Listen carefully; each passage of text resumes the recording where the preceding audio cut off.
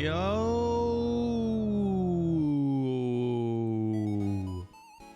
what's up, Tuesday people? All those Monday people are gone now. Thank goodness.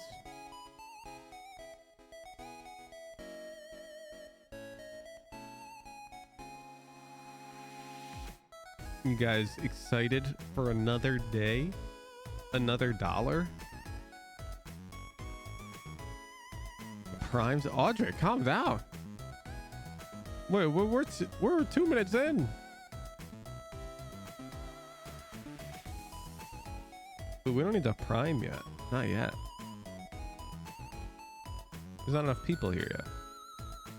Oh, Audrey, that's for the 2-month prime. I got $2 yesterday, actually, so no dollar today. Ah, shit, man. Why would you do that?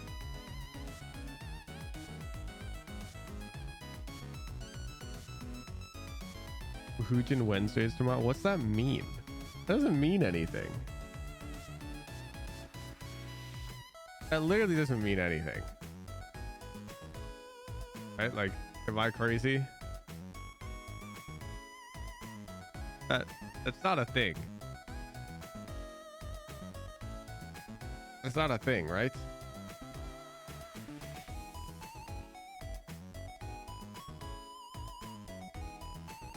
Hoojin Wednesday, don't be a hater. I'm just trying to develop an understanding of what you're talking about.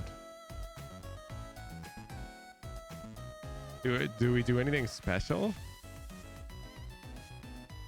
I've started playing comp finally. I'm on the climb. Yo, good luck. It's tomorrow. All right. Okay. I can fuck with it. Wouldn't know, but I'm literally Woohoochin. How wouldn't I know? If it's named after me, we sacrifice newborns on Woohoochin Wednesday. No, we don't. We do not do that. It's not a thing. Yes, we do.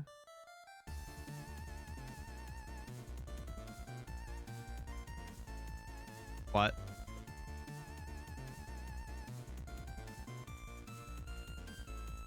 What are you guys talking about?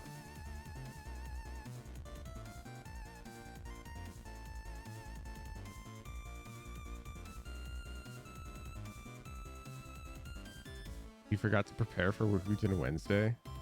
I did so much prep. All right, show me your prep. Hop and drag me, Street. Show me your prep. Let's see it. Show me your prep. Come on, Street. Let's share it with the rest of the class. Come on. The teacher's checking notes. I want to see your Woohoochin Wednesday prep. You think I'm sharing? Yeah. Yeah, I do. Yeah. I want you to show the rest of the class your Woohoochin Wednesday preparations.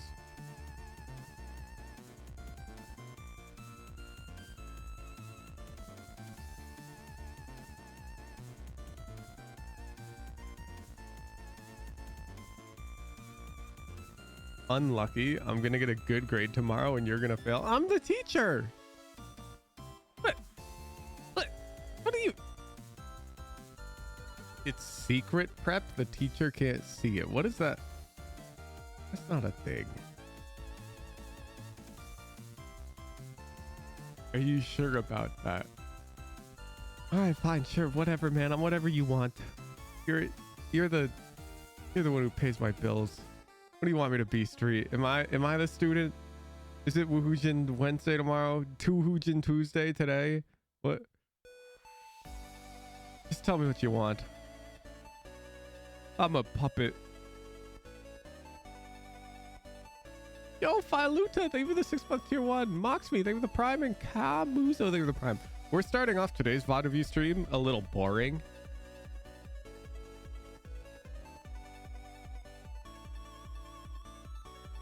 So you guys know how I've got chat on the side there, and I've got the sub notification in the bottom right. Well, I want subs to also show up in chat so that I can actually catch them and read them and thank people for subbing. It's just gonna take 2 seconds, okay, chat? I swear. I swear. Don't go anywhere. It's gonna take 2 seconds. And then we're gonna do VOD review. I just put this off because I was lazy. 2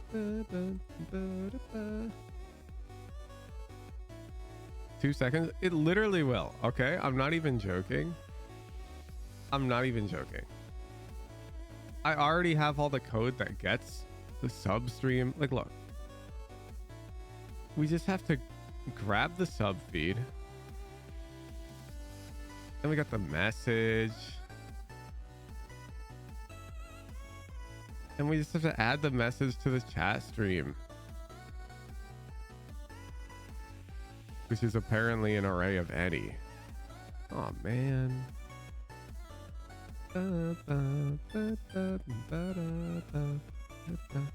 Let's just investigate, chat. This is gonna take 2 seconds, I swear.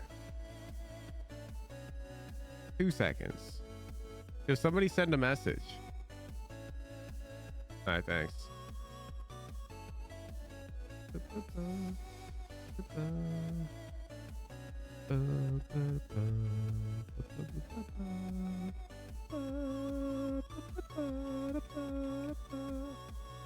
All right, perfect.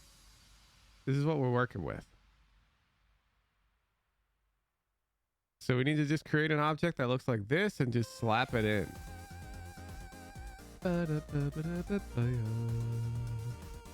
Oh god, it grabbed all your rolls. How many rolls do you have?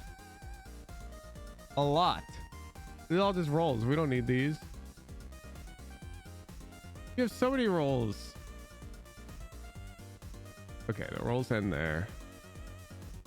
Yeah, that's it. And then stickers be empty. Okay, look at this. Look at this. Watch. Watch. Watch. This is gonna take 2 seconds. This dot messages dot push. Fuck. And then we just form an object. Oh no, what did I do? Content. Display name. What should we? We'll just call it system.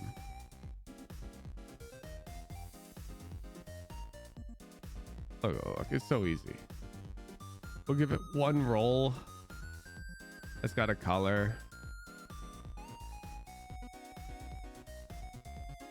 We'll just do it all white. It's fine. Look, isn't this fun, chat? You guys love software development. You guys love software development.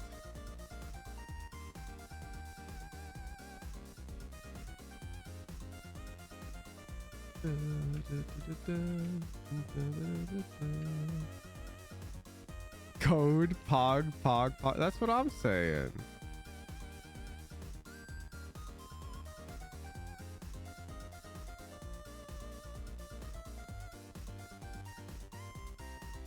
Okay, look.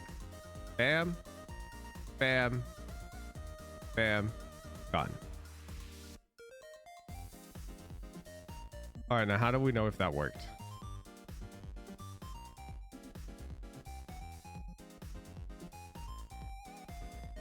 We need somebody to subscribe, and I don't want to just like.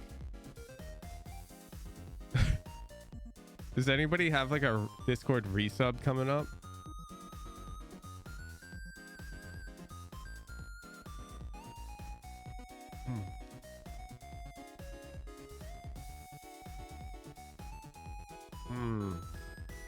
Can I subscribe to myself? Oh, resub, let me get on. No, don't give me your money. Maybe I just keep it up in the background while we do VOD review now, and we see if it works. That seems reasonable to me. Okay, I'm just gonna have the chat open right here, and you guys let me know when a new sub shows up on stream, okay? Like in the bottom right when a Discord sub comes in. If that comes in on stream, you guys all have to tell me ASAP, so I can look over at this window to see if the system message comes in. Okay, let's get on to the VOD review. So that wasn't hard. I told you it would only take a second. I'm pretty sure the code works. Sub. There was no sub. I've been looking at it. There hasn't been a sub yet. Relax. There's no rush. If you have a VOD. Wait, chat actually died.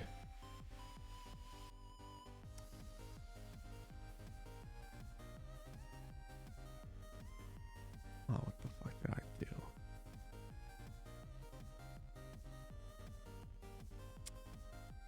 All right, fine. It wasn't 2 seconds.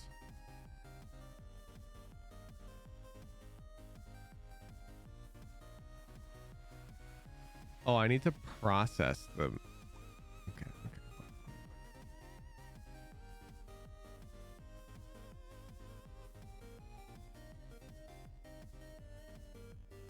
Look. It's pretty close. It's pretty close. And then you have to run the...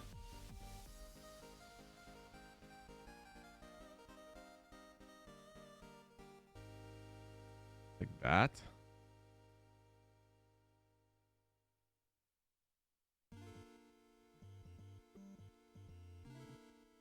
Yeah. There. Attempt two. Back to VOD review. See?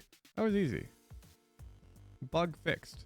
If you have a VOD you like to get it reviewed, head over to the Discord at discord.gg/woohoojin. Go to the Raffles and Predictions channel and click the enter raffle button. In order to enter the raffle, you need an approved VOD. To get an approved VOD, you got to read all the rules in the VOD review rules and requirements channel. You got to submit a VOD in the VOD submission channel that follows all of those rules. There, my lovely moderation and volunteer team will review submission, make sure it follows all the rules. And if it does, you'll get the VOD approved role, which will allow you to enter the raffles. And click the events tab at the top of the Discord to see when the next free VOD review stream is. During the free VOD review streams, I'll run at least one VOD review. Oh my goodness. We have tier 3 game night tonight. Artist edition. Whoa. Abrianuske, thank you for the 5 gifted.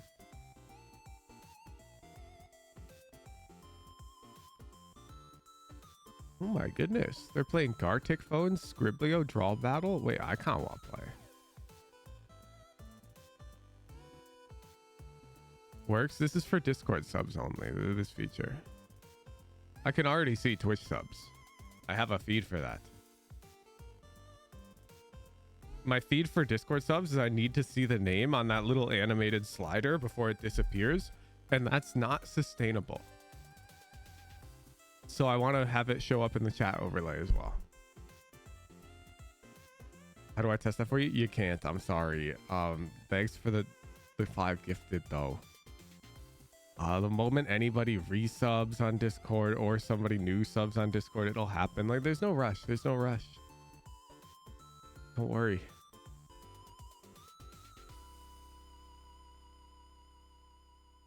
Why did nobody tell me?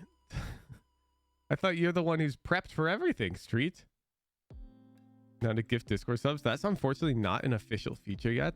So you can gift Discord subs, but that's just by donating to me, and then I use a temporal.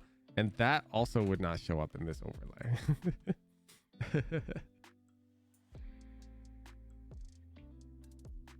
Make the slider last longer like the good old days.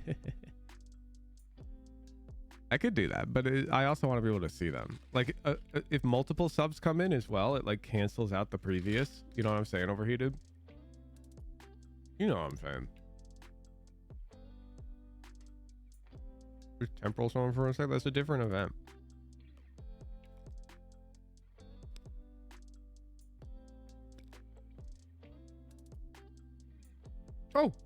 Oh, look. It worked. That was easy. X just Pro, thank you for the sub. Oh, it's a black username. That can't be right. All right, let's make it white. And let's ship it.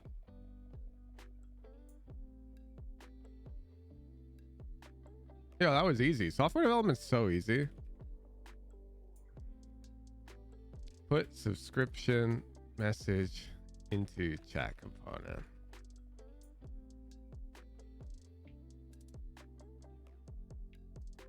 Like, it's so easy. Let me put this on the official chat component now and redeploy it.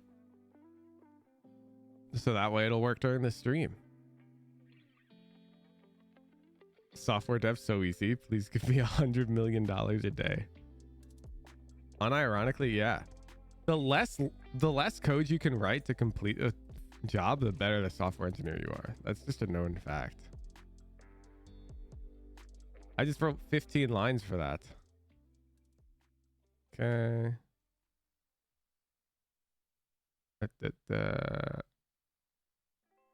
Uh-oh.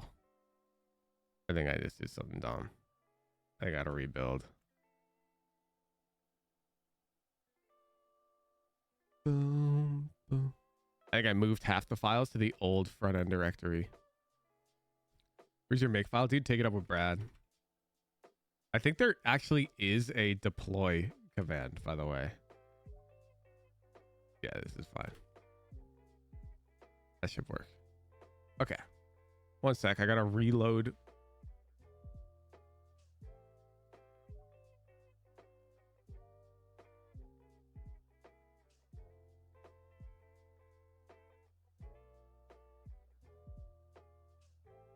Bam. All right, that should be updated. Let's go back to a winter theme. We'll see when a new sub comes in. Bam. Close the code. Onto VOD review. And now I should be able to easily thank people for Discord subbing. I had to build this up for the charity stream coming up later this month, chat. Don't forget, it's coming up fast. Wednesday, December 20th, I'm doing a subathon for charity. I will not end stream until I play Swift Play with every single tier 3 subscriber. Sub counts down? Nah, it updates once a minute. What charity is it? We're going to do a ranked choice vote between the people who donate. So during the stream, I'll be taking note of who's contributed towards the charity. I'll take down names and then we'll do ranked choice voting, and the top 5 charities will receive a split of the money.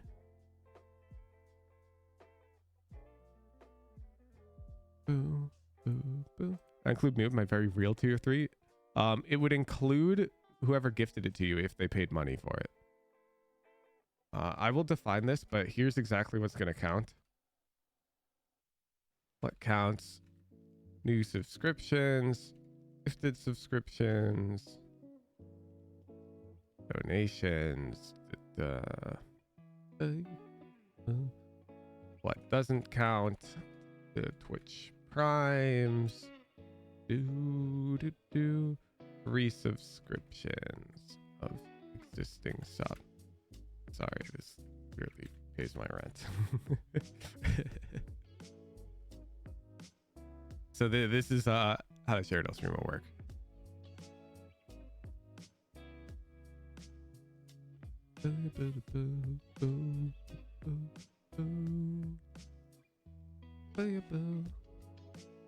Still donate if you want, if you're tier 3 already. Yeah, you just click the donate button during the stream. And that'll turn into gifted tier 3s, which will lead to me having to play more Swift plays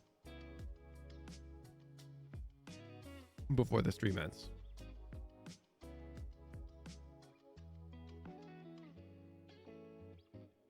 Should be a good time. We've got Brad working on. I'll leak.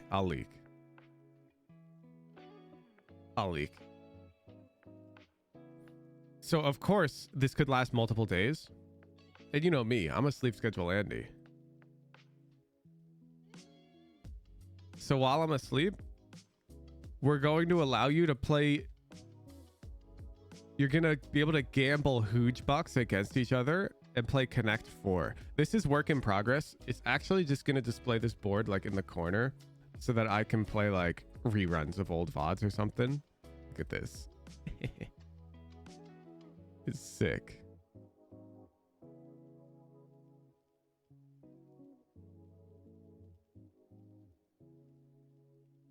So you guys will be able to challenge each other the Hooge Points Connect 4 matches. Thank you for the 3-month Prime. ZG. Oh, you need a subscription, sir. I got you. In order to chat. Congrats on winning the raffle. Let's do VOD review.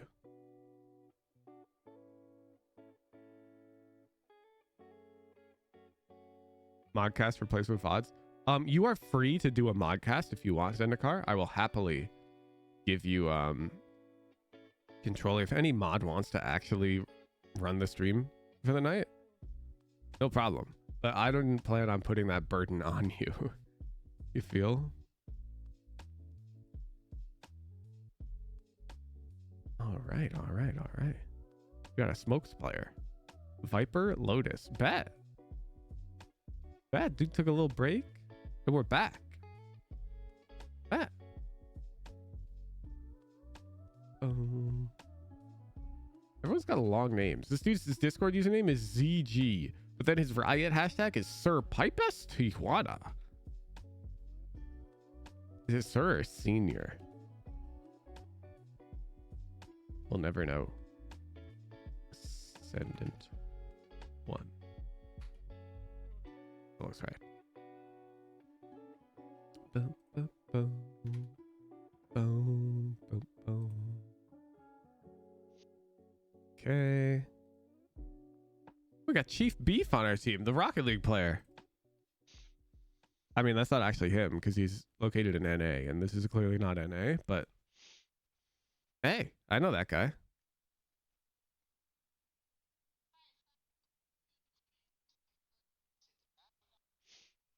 We are defendiendoing.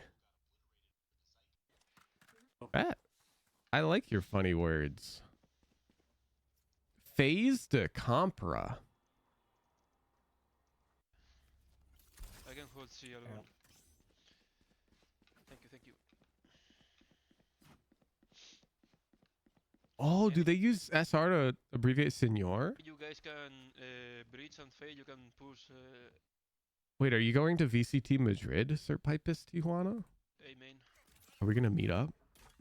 Okay. Don't do it, motherfucker. Maybe. Pog. Some warning shots. I fuck with it. Oh my goodness, it's a fast flank. I fuck with this. They got no trip though. You better have your gun out. Okay, look. Yeah, thank you. I would actually be shift talking right now. And the reason why is they could be here. I like that you're taking the risk to flank fast, but I don't think it's justified yet because the whole killjoy setup has made no contact so far. So in the event that they're like contacting up B, you're about to become a very free kill. Oh, bet they're A. Go get him, Tiger. Wall down. 54 on Reyna. Yeah, stairs, pushing CT. Got yours.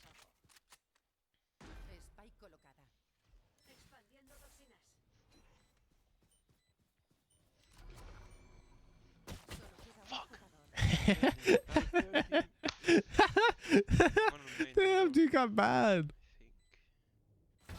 Nice one, man. Let's try now. Feel that. Size. That round's fine. Let's go fast. I like the Let's go flank. fast. I think we need to slow it down just a little bit, but otherwise the flank is good. You got yours. The enemy team pushed in your killjoy setup and kind of just won the round anyways. What are you gonna do? Fuck, you see.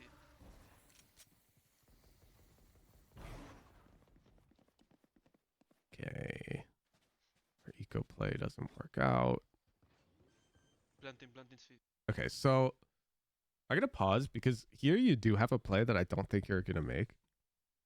You can actually put the Viper wall up and go die.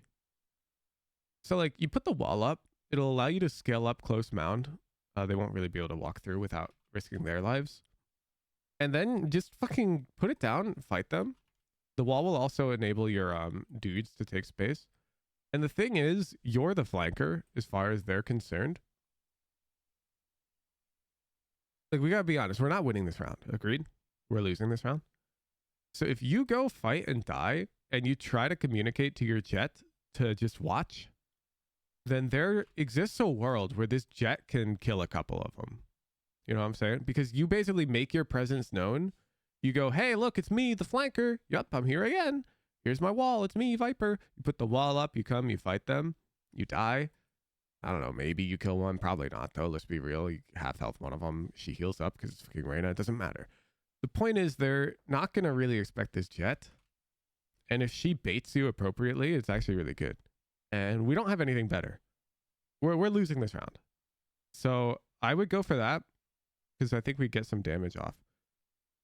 Zuko's dead. Thank you for the 6-month resub. Look, it worked. It worked, chat. You see? Oh my god, I'm a software developer. Oh, although the username is still black. I think that's my bad. Nice one, nice one. I can fix that later. Whatever, we get blasted.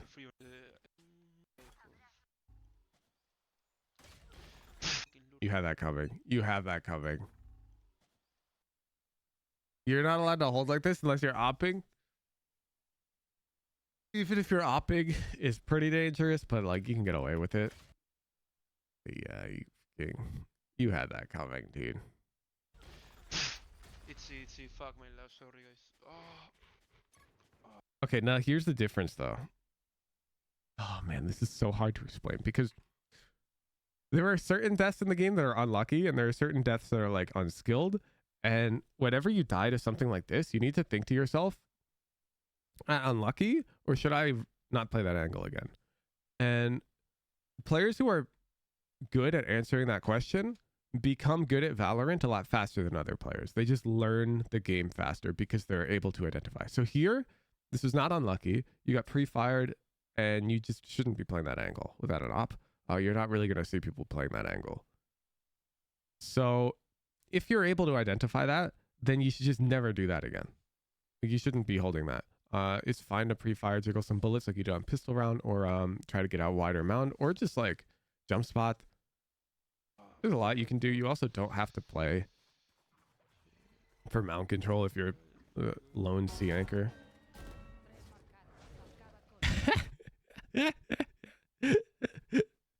If I'm going to hold A side alone, I need to anchor, not to fucking ego pick.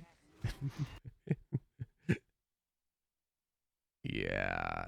It's less about going for the fight and more about the angle you took. You're not wrong. Going for the fight's also not the best. But like if you got out over here, this fight's not terrible. Good job, guys. Nice one. Both sides. Oh, your teammates got us.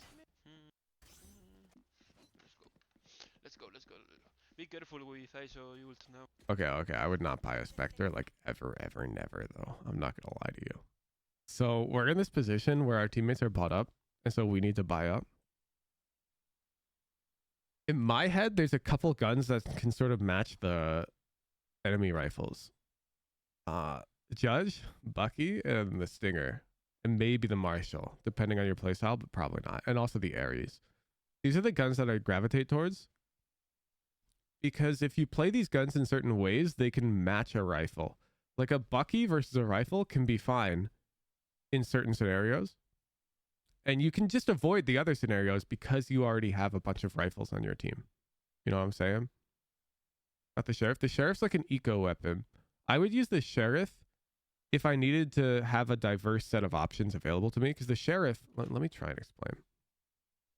The Sheriff is good at a lot of things. Like if the enemy's over here and I'm over here, the Sheriff's got me, I can peek that.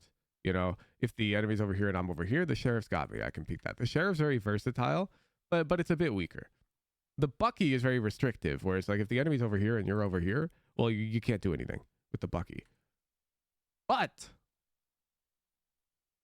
we already have 3 rifles, which means these scenarios that the Bucky can't do anything in are less of a big deal, because the odds that we're going to get into this scenario and there's no rifles on the ground that we can pick up and there's no rifles alive that can swing it for us, like this is so unlikely because we already have 3 rifles on our team. So I wouldn't buy the Sheriff because it's actually, we don't need its versatility. Does that make sense? We don't need the sheriff's versatility because we have so many rifles. I would probably look towards a gun that's more gimmicky and can give me an advantage in specific types of engagements, and then I position for those engagements.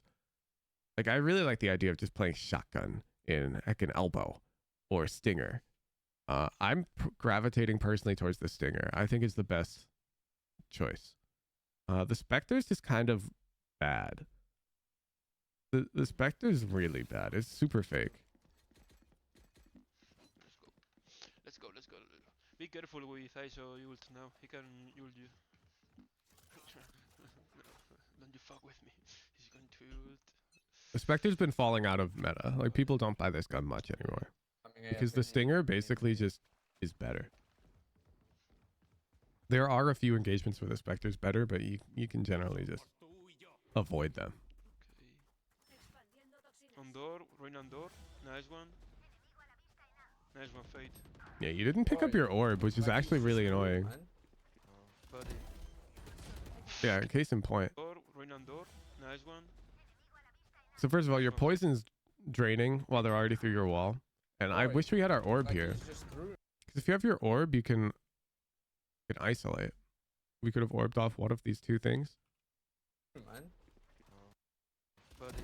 It was nice kill, but the way you handle your after kill is not good. You have to expect a trade. And you have to expect yourself not to be able to kill the trader. Because your crosshair is like way over here, you're into a spray. The odds that you're going to get a trade are like really low. Like the odds that you're going to get two. Like a spray transfer or something with Spectre is practically zero. After getting this kill, I would be looking to knife buddy hop around this corner. You feel? So I don't like that we're not doing that. You see how you like try to aim and fight the gecko? I don't think that that's a path to the victory this round. Kemal. That flick. That fucking flick. Cold hands. Let's go. At Hooge, why is your YouTube stream audio so much quieter than your YouTube videos? Frustrated, can't increase your stream volume, but can hear videos is fine. I have no idea what you're talking about. So I apologize. If the YouTube stream audio is like, if you got it max and it's too quiet, can't you just like audio gain browser extension or something? Yeah. Just grab one of these. They like see, they like.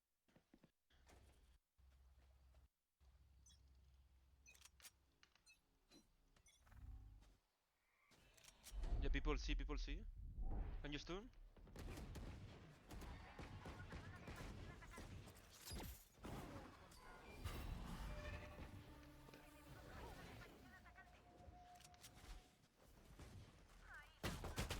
I have to get together.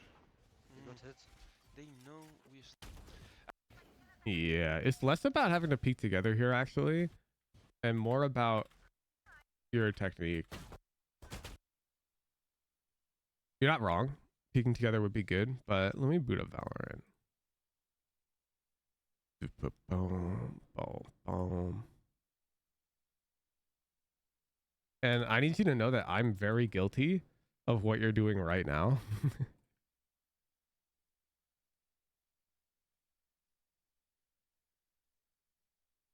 Which is hindsight Andy calming what you think you should do. And so I'm not going to hold that against you because I say shit like this all the time in my rank VODs, but then I go VOD review myself anyways later. And anything I say during my rank games, as far as I'm concerned, cannot be used against me because I don't mean any of it. I'm just fucking coping out loud.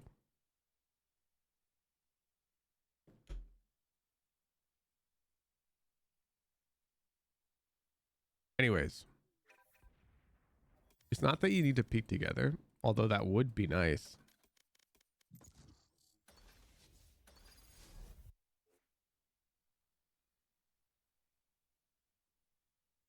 It's the way you react. Boom, boom, boom, boom. I need you to convince yourself that the classic pistol is an acceptable weapon. Because I feel like right now you don't think the classic pistol is an acceptable weapon. I think you're seeing it as a gun that can't win this fight. Use my poison to your advantage. I don't deploy it for kicks. My ultimate is ready. And I'm here to tell you it's a gun that can easily win this fight.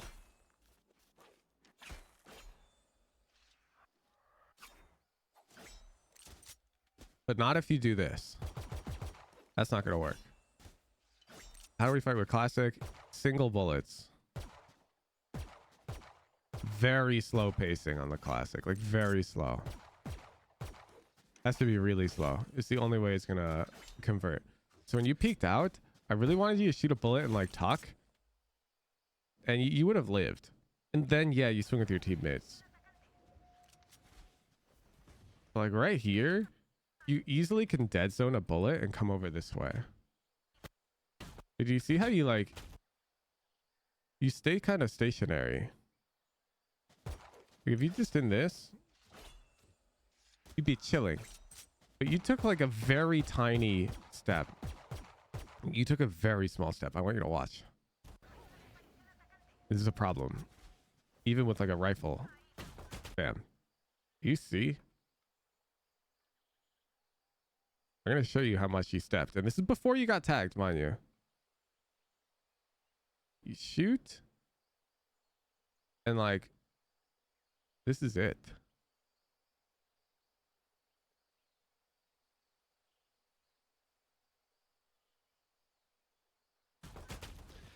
You're also lagging a bit. That's tough. Together. You got hit. They know we're stuck. Okay.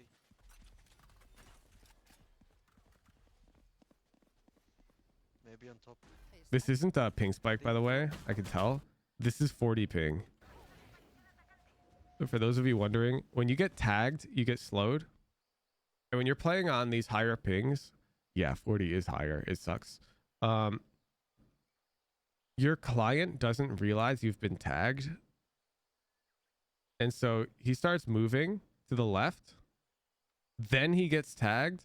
And his client realizes, oh, we couldn't have moved that far because we're slowed. And it teleports you back a bit. It causes you to whiff that bullet. It's so annoying.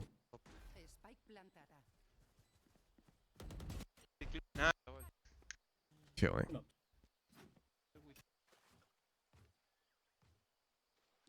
Whoa, you're like way too strong. I see you. What the hell?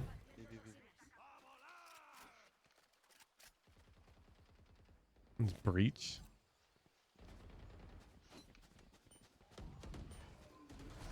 Wall down, wall down. Spike soldado en B. Queda un enemigo.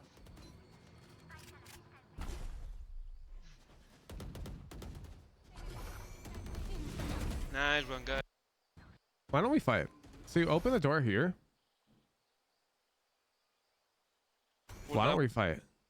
Don't enable my ping kopus? No, it's real. You can easily hit Radiant on 40 ping, 50 ping, 60 ping. Plenty of people have done it, but it's a disadvantage. Okay. Why aren't we fighting them here? Down, wall down. They're flooding out onto site, fighting all of our teammates. Bombs down.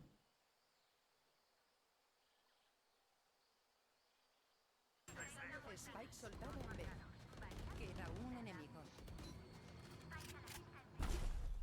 Didn't look at minimap when I pressed door, but you got knife out. Wait, what are you looking at right now?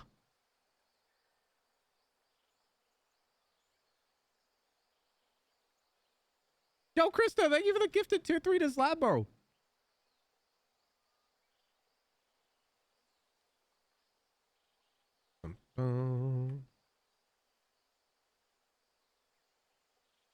Soon I press, I kind of expect someone to peek. Yeah, but like, look at the minimap.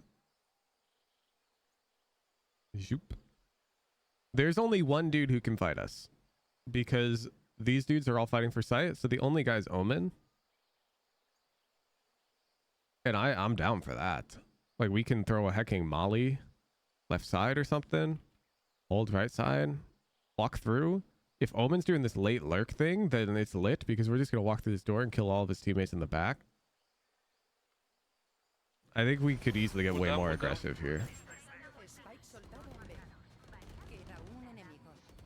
It is a bit too passive for my liking. Okay.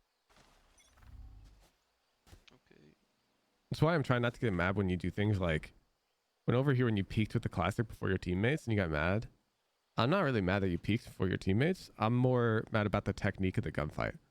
Because being aggressive like that is fine. Or like on the anti-bonus round where you died and you got mad that you fought. I don't mind that you fought. I just mind the way that you fought, you know?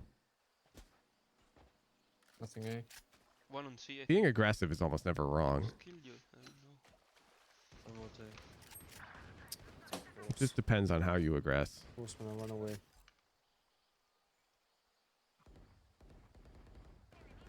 Expandiendo Buah, toxinas. no sabía, tío. Oh, spoilers. I was in Damn, what a shot by that guy.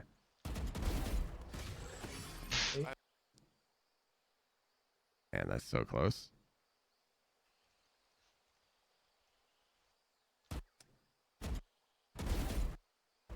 Yeah, you need to work on this. Oh, it's so hard. It's so hard. But you're like rushing barely. Like barely rushing your shots. And you can see it over here. And I think it's because you're surprised that there's people mound. But like you're peeking with gun out. So you can't be surprised that there's people mound.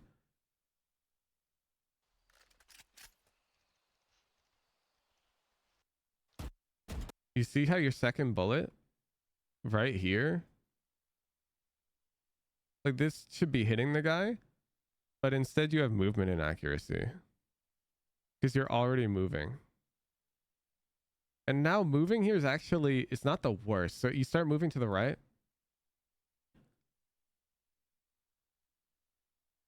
And so if you'd actually kept moving to your right like this, and then try to like come over here and molly, this would be fine. But the problem is you like got decision paralysis and you did like both where you stopped moving, you moved to the right, got some movement accuracy, but then you kept fighting or whatever, you see? And that's why you're dead. You have to pick one. Like, are you gonna dead someone back into cover or are you gonna fight them? And here you kind of did both and ended up having 3 inaccurate bullets and 3 accurate bullets. I wasn't ready for that. Yeah. Spike colocada. ISO was on C main. I'm sorry, is that the Gecko old voice line? Yeah. Nice one.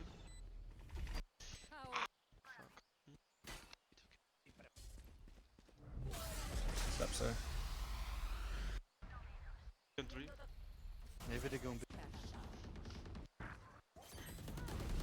Nice one, guys.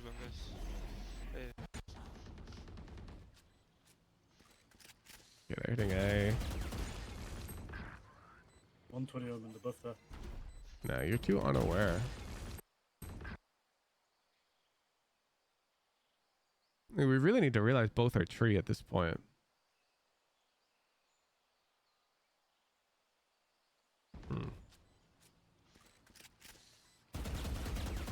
Yeah, like while you're spraying the door, really should just be looking at the minimap.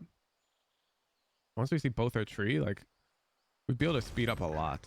You see how slow we are here? Buff there. And now here, like you pull Molly, but I'm pretty sure you want to smoke the bomb.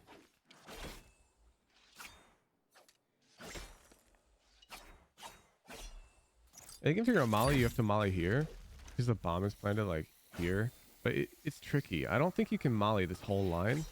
I think no matter what, there's always a line this guy can peek on. Maybe if your molly lands, oh my god. Okay, if your molly lands here, exactly, I think they might be cooked. But I don't think that's realistic unless you have a lineup. And I think just orbing the bomb like this, and then you can molly or whatever. and like fight, this orb is going to be huge value for your diffuser. Nice one, guys. Yeah, and we missed the molly. Let me. Get the whole Viper. Can you? I will. Hmm.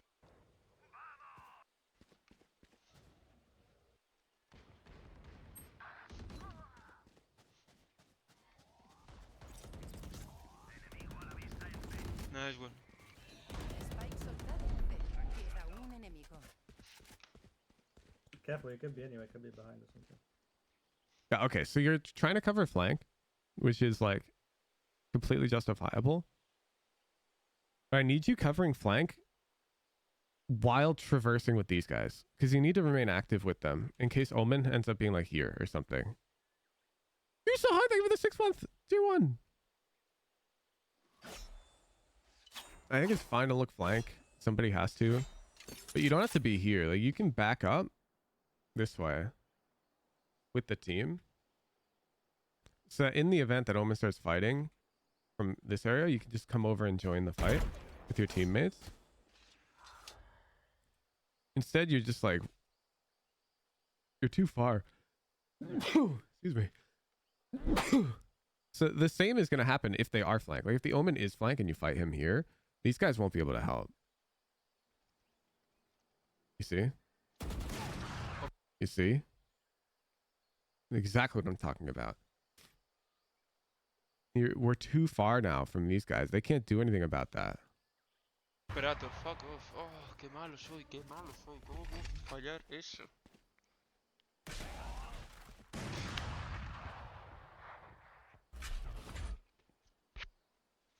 Don't pick, he has operator, he has to... I think this is a pretty common theme. You're too far from your teammates.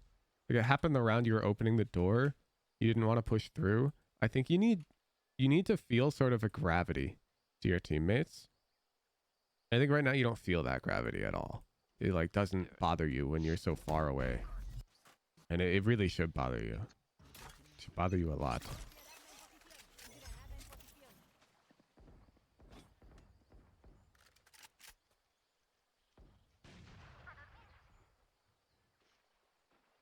Yeah, okay, let's talk about this. So you're gonna op pick on A? So they're very likely to come C? So we need to say something to this Fade, who's just about to mindlessly rotate where there was a gunshot. Because Fade should be playing Mound with us. Oh, well now she can rotate. That, they just fucking pushed.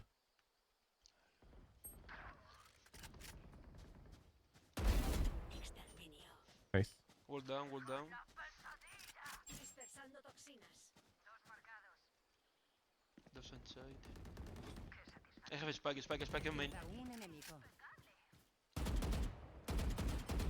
He must be. You can't shoot through that door. No, 120. don't pick, stay there, stay there. He's 120. Don't pick and I fucking pick.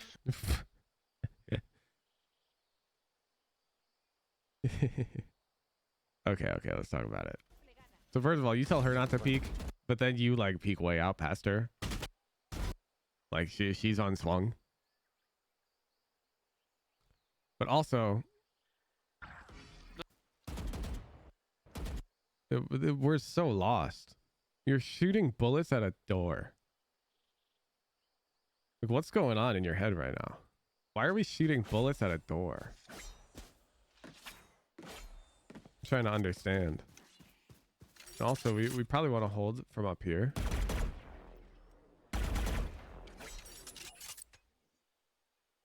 And then instead of saying don't peek, it's way more effective to say like Killjoy. I'm holding high, come low. Or something along those lines. Like Killjoy, do this. Saying don't peek is very tough. Because like, I'll follow the call. Yeah. You say don't peek. But the problem is I don't understand why. Like I don't know what you're doing. So I'm going to put you in Killjoy's shoes right now. Here you are, you're Killjoy. And understand that you're looking at your crosshair right now as Killjoy, okay? You're not looking at your minimap. Because you're not looking at your minimap, you have no fucking idea where your Viper is at all. You just know there's an enemy on A site and they could swing you at any moment. Yo, Killjoy, relax. I'm holding it. Just crouch hold. We're high low. Oh, bet. Because this Killjoy has no idea that you're over here. She has no idea. She doesn't know at all. She's looking at her crosshair.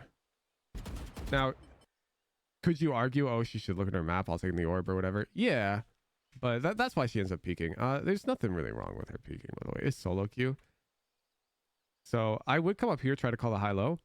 If she doesn't follow the high-low, you just have to get really close to her, which you end up doing. He I'm must just be on site. Yeah. confused as to why we're shooting this Stay there, door. stay there. He's 120. Don't peek and I fucking Your peek. gunshots are very weird. I apologize for such a strange descriptor. You're a fast climber. Dun, dun, dun. The wrong timing? Yeah. He's 120. It's the gap between your bursts feels wrong. Very wrong.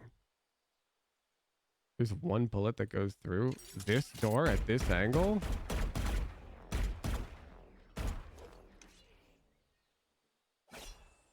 The fuck you smoking?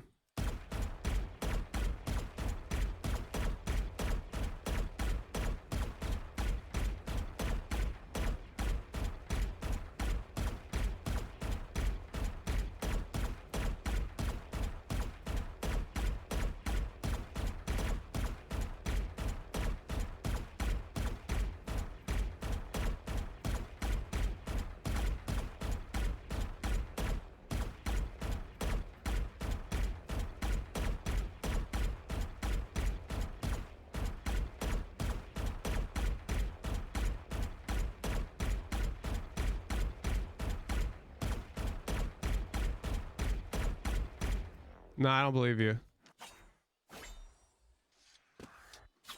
Let's go through the wood in the top middle.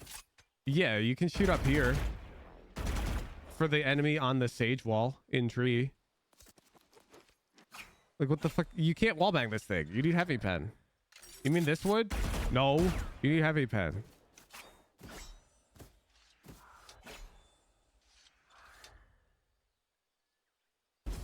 Don't peek and I fucking peek. The gun. He's 120. This is starting to get really weird though, because you're also doing it against the door and there. Yeah, what's up with this? The time between your bursts, and this is reminding me a lot of this round where we peeked out mound.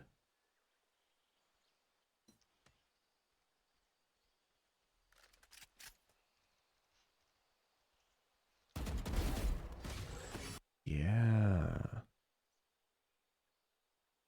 What's wrong with it? Have you seen my month to gold guide? Where it teaches you how to burst Natanor? Because I recommend you go watch it. The interval that he... Yeah, then I think it should be pretty clear to you that they're shooting too quickly between bursts. There's not enough of a pause.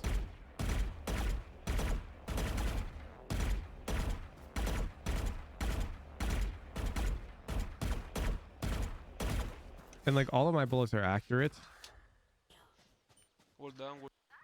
No, 120. don't peek. Stay there, stay there. He's 120. Yeah, and notice, okay, so I'm going to explain to you how the shooting error chart works because it's actually unintuitive as hell.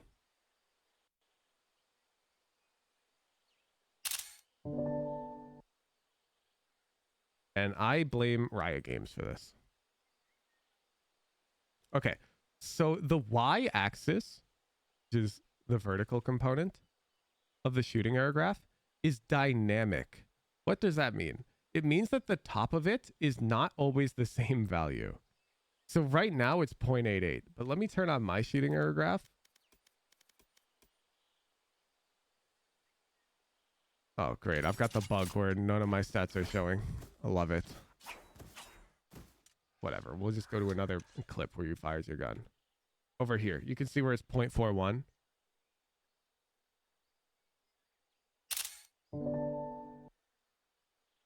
This is really bad design of the chart by Riot Games, but this is how it is. So a lot of people, when they read this chart, they'll read it incorrectly, and they'll see this tall line that's full height and say it's the same as this tall line that's full height. But no, in fact, this tall line is twice as inaccurate as this one. Okay.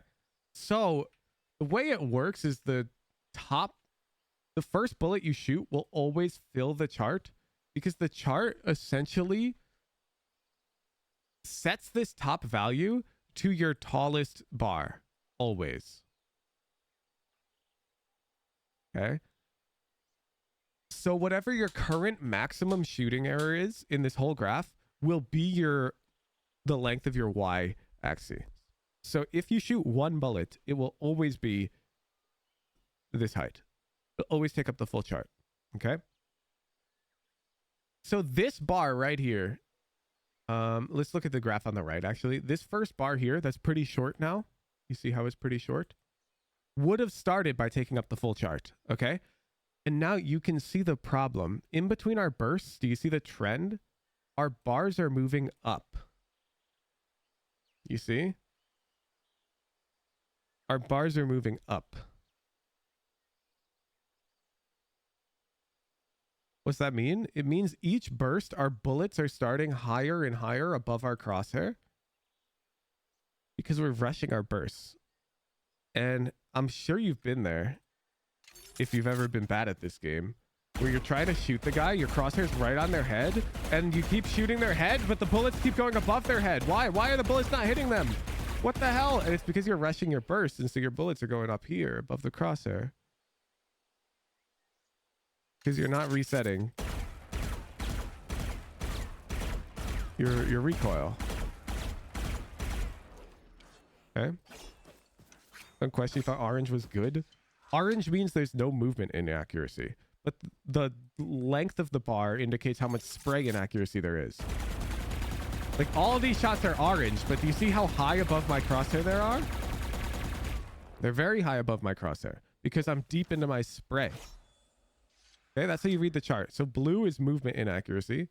Orange is normal, like, spray inaccuracy. And the taller the orange gets, the deeper into your spray you effectively are.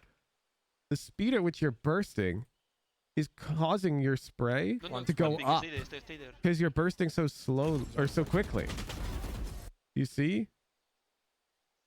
Your chart trends upwards.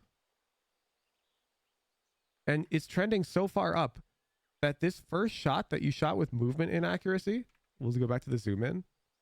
This first shot where you were moving was more accurate than this 7th shot that you weren't even moving when you fired.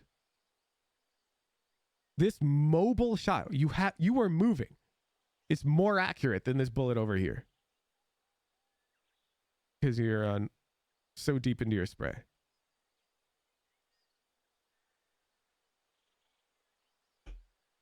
Curious about the half blue, half orange. So it combines your movement inaccuracy and your recoil inaccuracy. Their movement inaccuracy is also variable depending on how fast you're moving. Like, if you're crouch walking, your bullets are decently accurate, as you can see, as opposed to full moving. My bullets are way more inaccurate. Okay. So the speed at which you're moving, as your speed trends to 0, this bar trends to 0. Okay. Where the numbers on the right, this is your most, it's really dumb. It's really dumb, but it's gonna, those numbers will update like the frame you shoot a bullet, I believe.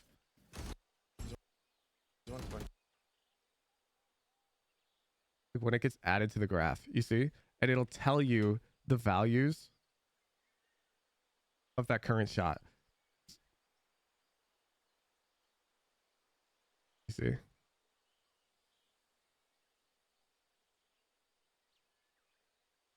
Numbers appear for one frame. Yeah, which is fine because we can analyze them here. You can see near the end, like, we're pushing almost a full degree of shooting inaccuracy. 85. And our first shot, even with movement accuracy, was below that. You're rushing your bursts is incorrect technique.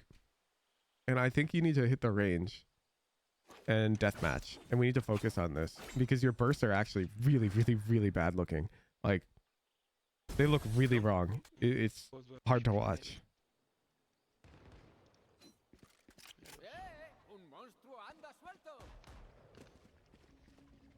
Where is he? Yeah, we'll see.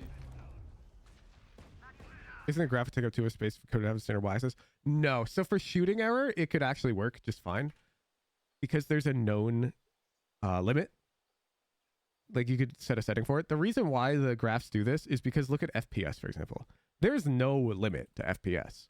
Like I can push 1,000 FPS in the range. And so they can't just set some arbitrary limit on the FPS graph. So it's way more intuitive to just set the top at the current local maximum. But shooting error, there's literally a maximum degree of it. And I would like there to be an option to just render the shooting error graph like this and put whatever maximum degrees up here. And I think it'd be way more intuitive for like a beginner to read. Because a lot of people struggle to notice this minor detail. A lot of people see it and it doesn't bother them. Like it doesn't bother me, but I know a lot of people are unable to read that graph correctly. Lo sabía, loco. Yeah. Even before you start firing at Omen, let's ignore all of this. Do you see how we've got movement inaccuracy in our bursts? Right there. Lo sabía, loco.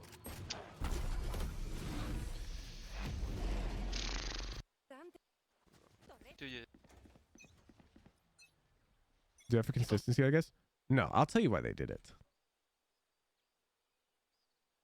They did it because it wasn't a thought. They created hecking graph controller, which takes in hecking title and hecking units, etc. And then they have a add data command, which adds data to the given graph. And the graph controller, they just defined it to be this dynamic thing because that makes the most sense for the average displayed graph. And so when they wanted to add shooting error, they just added a graph controller. It wasn't a decision for shooting error specifically to have a local maxima. It was just already a decision made for the generic graph controller. They didn't create an exception for it because why would you even think about that? What the fuck? Fucking slow. Dopo io volo via. Call it if you need it.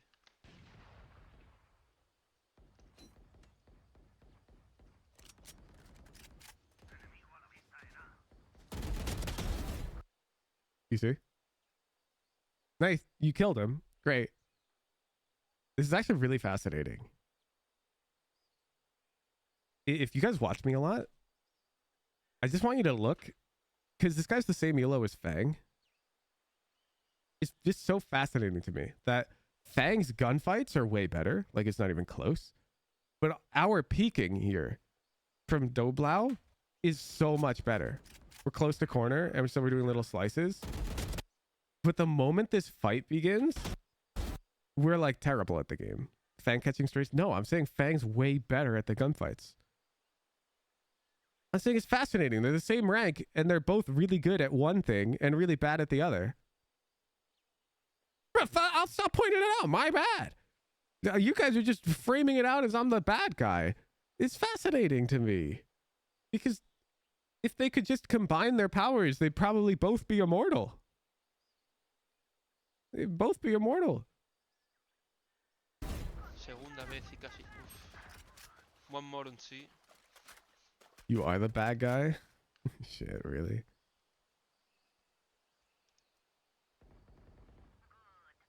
I just think it's neat, man. That you can get to Ascendant in like a million different ways, you know? You can have any one deficiency and it won't stop you from getting Ascendant, you know? I've seen players with great movement and great aim and they're Ascendant because they're hecking dumb as bricks. I've seen players with bad movement and bad aim and they're Ascendant because they can hide behind Cypher one ways all around. It's so fascinating. Because they all play in the same ELO and they just run into each other. Still sub C. Step C, step C. Nice one, man. I take B. Go Is for it- A. They're all like cute little noobs Nice. They have Holy just hell. learning pushed how to play city. Valorant. Oh my god. Un enemigo. Nice. Estáis You should never ever reload here, by the way. Pushing. City. Like you have 16 bullets and there's one dude. That's way more than un enough. enemigo. Nice. Estáis He's close, he's close. What about the ones that hide behind great comms and IGL ability? Oh, those are people that are just coping. That's not a thing. IGLing and great comms don't really give you ELO on its own. That's like kicking sauce on top, man. I think that only matters in really high ELO. I think it's a huge difference maker in Immortal Radiant. Below that, it really doesn't matter. I'm pretty sure my win rate, like, let's invent a universe real quick. The Woohoojin Smurf universe. And let's say I'm bronze on 2 accounts. I'm pretty sure, and we'll call one the IGL account and one the no-com account. And everything else is equal, like I full sweat. I'm pretty sure they would have equal win rates. Like 90%. Up to like Immortal. And then they would deviate. Then the Immortal account would climb way faster. It's not important why you make pre-round so much. It is important. Just not in the lower ranks. I'm establishing good habits for you. If you just shut up all the way to Immortal, you never learn how to pre-round strat, you never calm. Sure, you get to Immortal. But I'm also out here trying to improve the ranked experience for everybody. This is the more fun way to play Valorant. I want this guy on my team. Even if like the outcome is not really affected in lower ranks, I still want this guy on my team. It's more fucking fun. Defensora. Fuck off. Quedan 30 segundos. Ah! I had to fucking wrap. I knew it. Ah. Tough. For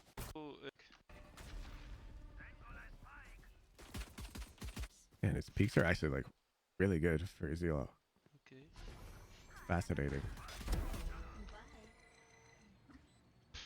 That was Okay. It's so hard to explain. Because Gecko is here, the odds that they're flanking is like 0%. It's not 0. There could be a flanker, but it's effectively 0. And the reason why is because if they were flanking, it would look more like this.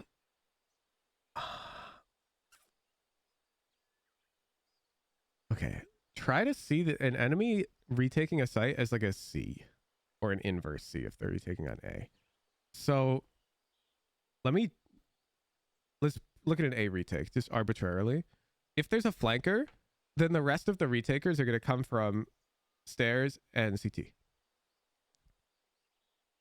It's never going to look like this, like an E, most often.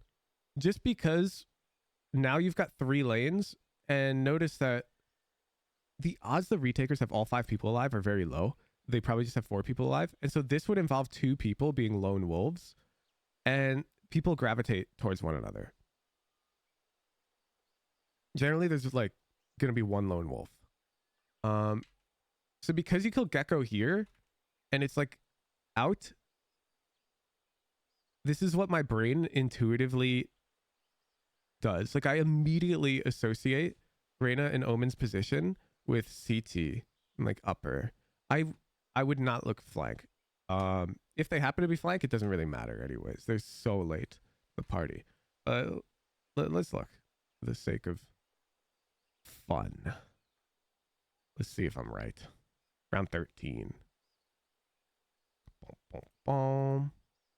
I'm right. They are not flanking. They're doing this. Oh, I'm sorry. You can't see. Bam! I'm right. Nobody's over here. That's just like a quick mental shortcut. They're the way that my brain determines if they're flank or not is I look for like this C. It's never an E or a 3 or something. It can be. Don't get me wrong. Like there's totally a world where this raid is flanking. It's just not a world that I worry about. Okay. What's the when I'm rich bookmark? Oh, that's the bar gun.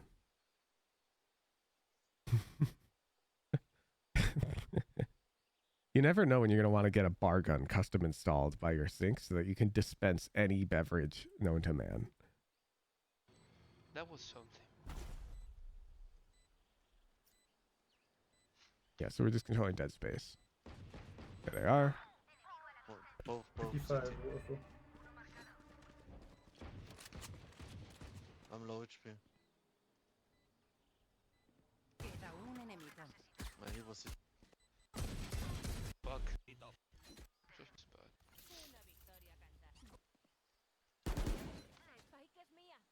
Warning shots.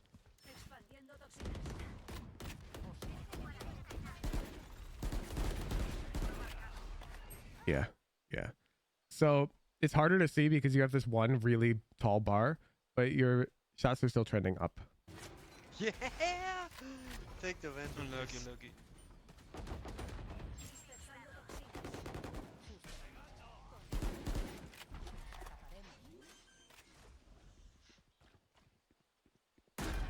Queda un enemigo.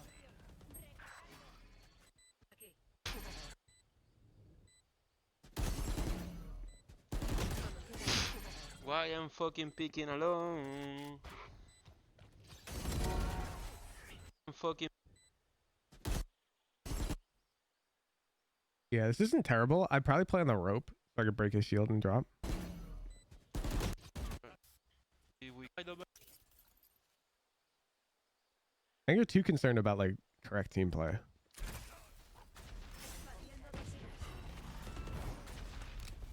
You're playing mostly correct. Do well for the team. We've Wait, threatened wait, lurk. wait a little bit Maybe more go on see me it, maybe and go- go see. Yeah, yeah. Go door. Let's go, We're let's mid go. rounding. I also one kill you. Close water. Like, I need you to understand, it's not perfect. Your team play is not perfect. Your mid rounding's not perfect. Your util's not perfect. There's a lot we could improve. But something stands out to me, like a sore thumb. And it is your movement in your gunfights. Specifically, your movement in your gunfights. It's terrible. Like, everything else is becoming... Water. It is not case in point. You swung that guy before your gun was out. It's sticking out like a sore thumb. Man.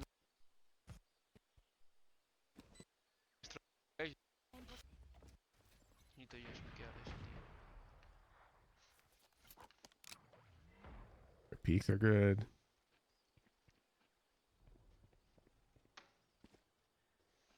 Curious. I'm gonna open the can of worms. I apologize, chat. Dablau, what is your sense? Because when you peek this angle, your mouse hecking shook. You see? It's like you're really high sense or something. It just happened again. I apologize, chat. I'm opening the can of worms. Like 400 EDPI. Okay, you're very high, like right towards the top end. I'm not surprised. It doesn't look like you have control of your mouse. I'm gonna say it. It doesn't look like it. 360, that's really high. It's really high. I play on currently 192, for example. So you're on double my sense. Double. Yo, what's up, Dopai? It's just your sense is fine, but your mouse control is not fine. And generally, when your mouse control looks bad, it's usually because you're playing higher sense, because it amplifies the issues you have with mouse control. If that makes sense. The higher your sense is, the more obvious it is when you have bad mouse control. And right now, you have bad mouse control, and I can see it clear as day when you peek this angle. These are crosshairs bobbing left and right, trying to stay at the right spot, because you're struggling to keep your mouse locked where it should be. I would probably dial it down. Do you aim train? Because this is going to become a requirement very soon for VOD review, and I feel like the answer is going to be no. Or you're going to say yes, but not daily.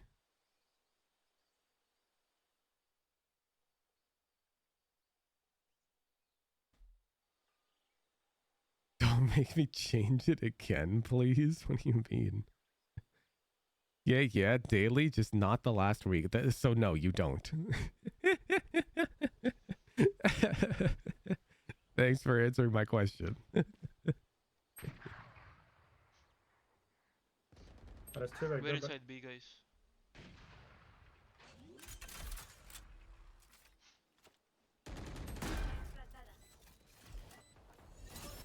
Solo queda un jugador. Bro, look. So by every time this guy takes a fight, his every follow-up burst is less and less accurate because he takes no time. Jugador. Even with Sheriff. You see? Yeah. Some. Where's our next fight? Both on side, both on side. Oh, you're stunned. This doesn't count. Un enemigo. Not on, not on. With me, with me. Solo queda un. So I see people trying to dead zone their tools. Yeah, it's very difficult to do correctly. Nice eco, guys. It's definitely, I mean, part of the problem is that they'll watch Radiant players all day who can do it really quickly, you know, like at the perfect speed, and they'll try to mimic that speed. But it's like, it's really hard to go that fast.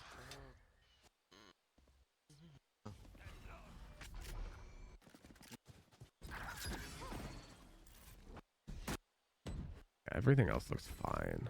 Un enemigo. Un enemigo. It's 1 HP.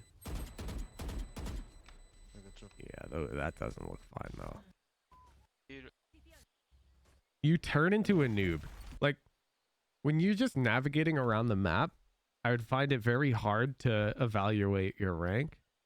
Even when you're peaking, your peaks are pretty good. But the moment the fights begin, I know that you're low. If that makes sense. Like below immortal. I know immediately. Go here, we go here. Here.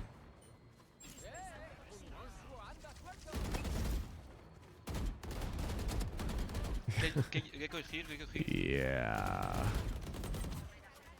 Yeah. Yeah. One Let flag. me wait for you, Breach. Queda un enemigo. Nice one, guys. Then. Nice one. Come fights. The waterfall. Like even here, like look at, like yeah, you hit the guy, but look at all this movement and accuracy. Yes, Let's CT. play safe, yeah.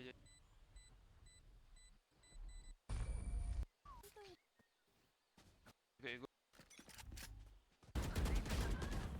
Breach on A. Here comes again.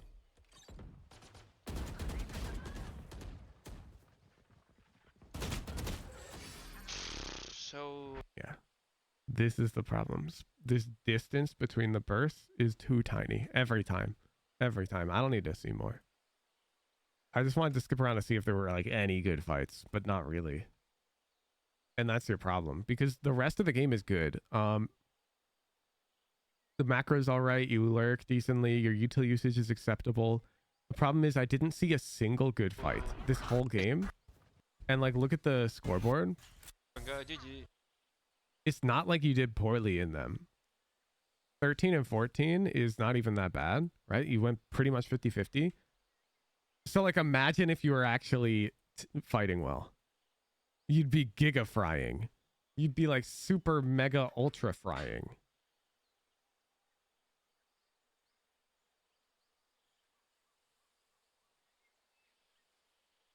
So I prescribe to you an unhealthy amount of deathmatch and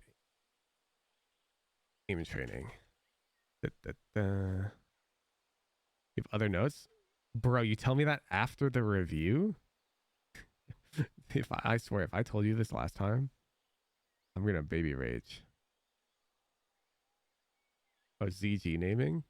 You gotta tell me that before the review. I wasn't reviewing for gift card. I missed it. Oh, bet. No, chilling. Oh. This was Ascent. Oh, you were playing Brim. You know, your util looks good. He had a note in his VOD thread, to be fair. Bro, I missed it, though, and he didn't say anything. Anyways. I didn't review for this. Your util looked good, though. General. Your club heights disgust me. Your peaks are sick, though. And your util mid-rounding is great. Don't get it twisted.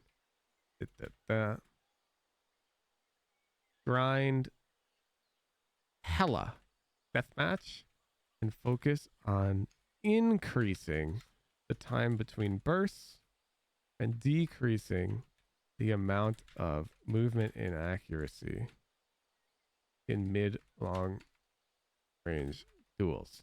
Boom, boom, boom. I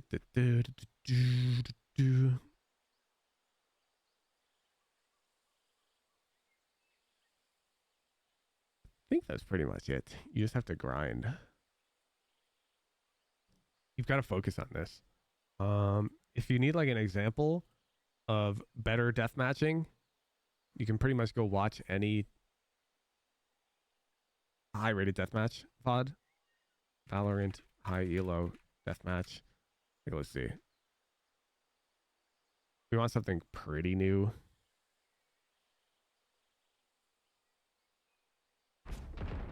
I'll bet he's got shooting armor on. Alright. He was in warm-up phase. Get me out of that.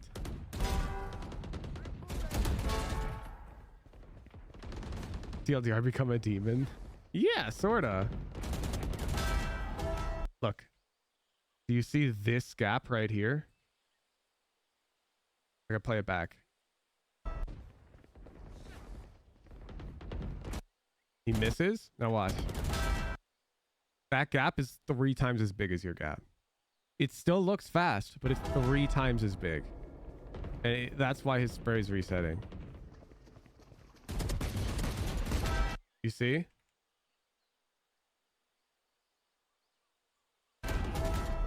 What the fuck? He lagged. This is considered one of the fastest players in the world, right? Like everyone idolizes Tens for being one of the fastest players. And look, boom, boom, nice and patient on the burst. What the fuck? Just lagged out.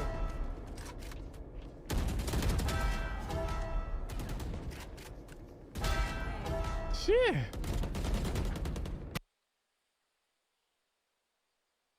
Watch people on DM doing very fast. I thought I could make it faster. Yeah, no, your fights look terrible. Your fights look terrible.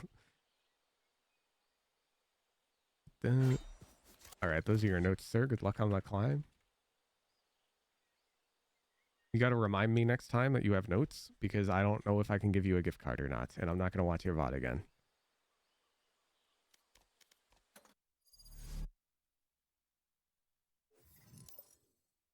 Boom, boom, boom.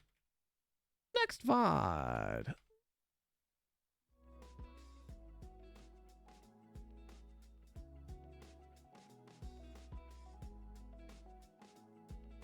Like he's so sure his shot killed that chamber he didn't want wait for kill reg. I mean, sometimes it is like that.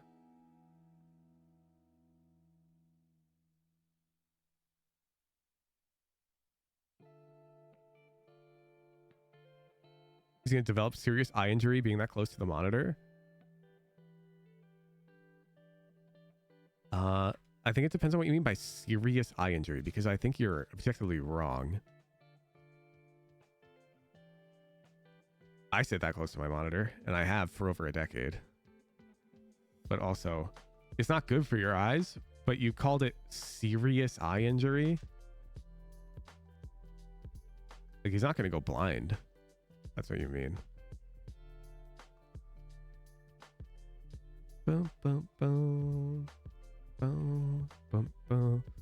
Is sitting close to monitor bad for eyes? Google Scholar. Oh.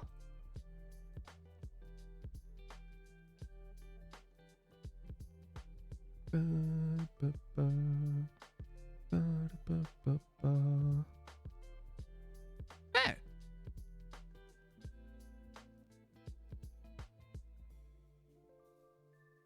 The myth.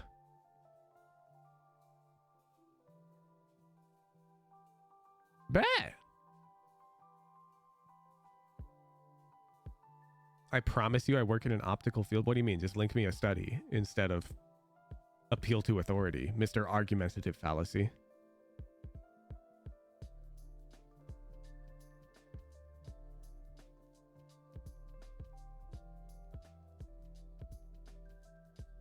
You bring me a peer-reviewed study that backs your claim, and then we're talking.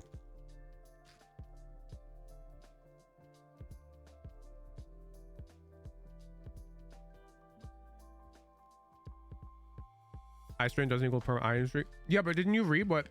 Did you not read this? Eye strain is unrelated to your distance from the hecking screen.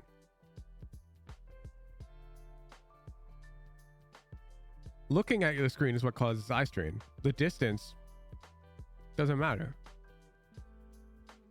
So you could be sitting a foot away from your monitor, or 3 feet, and looking at it all day will cause eye strain. Eye strain is 100% related to the distance of your screen. Can you show me a peer-reviewed study?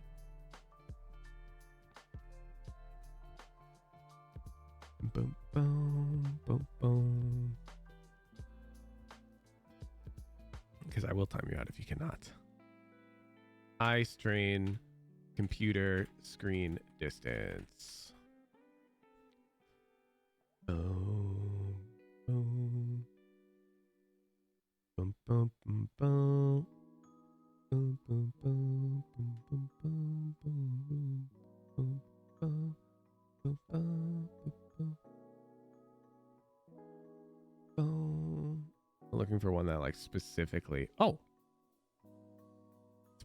is targeting viewing distance.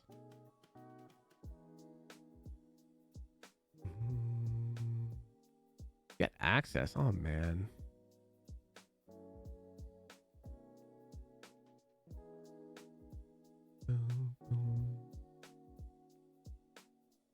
Reported eye strain was related solely to the glare rating. Ooh.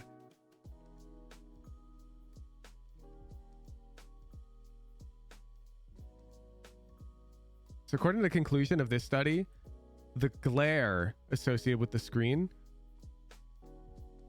was what correlated to eye strain, not the distance. Boom. Boom. Boom. Which more aligns with what I've heard, because I've heard that like the distance thing is a myth, and it's more about the amount of time you expose your eyes.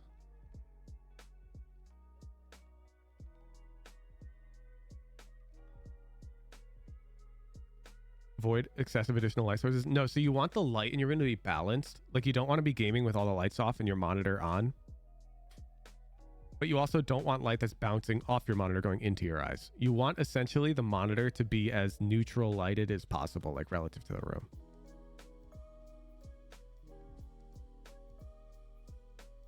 If that makes sense. So like lights on and ideally not bouncing off your monitor. And yeah, that's what I do.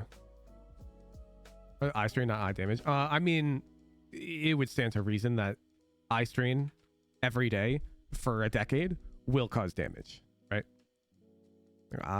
That would make a lot of sense. But you can minimize the effects of eye strain. Anyways, Sam, I'm about to time you out. Because you were very confidently acting like the distance mattered. Now you're talking about a book really closely, but that's because of the size of the font, which can cause nearsightedness. That's got nothing to do with the distance.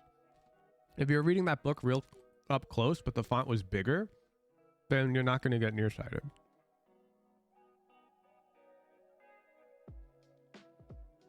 It's different. People are bringing the book up close because the text is too small for them to read. There's the closeness. I can assure you, you cannot assure me. You have not shown... No. This guy's doing the just trust me, bro. I work in the field. No. Have you...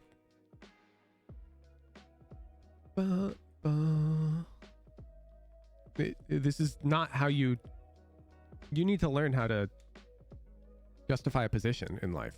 You don't go around saying, trust me, bro, because I work in this field. It's not a good way to argue. In fact, it's an argumentative fallacy. I completely reject your statement entirely. I don't even consider it at all because it's invalid. It's not a correct way to argue.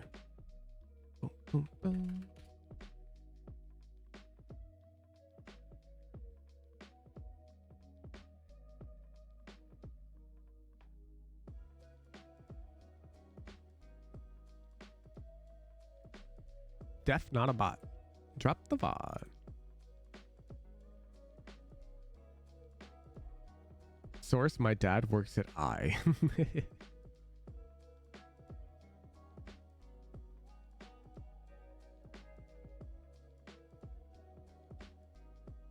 Or 2 pairs of gunners down. 2 pairs, huh? You know those things are like also completely pointless. They don't do anything.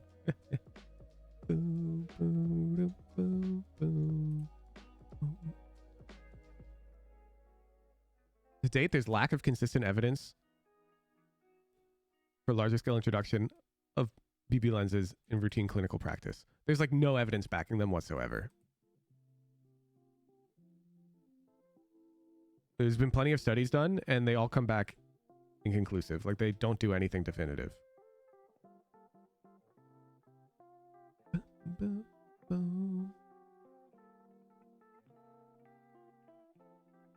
You thought they help with sleep quality though? Not according to any studies I've read. A lot of people will tell you that.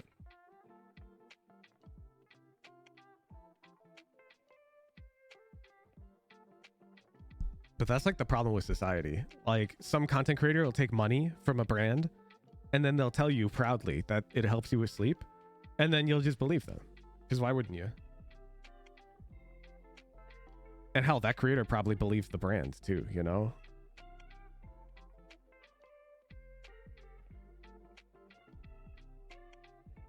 Yo, definitely not a bot. Where's the VOD?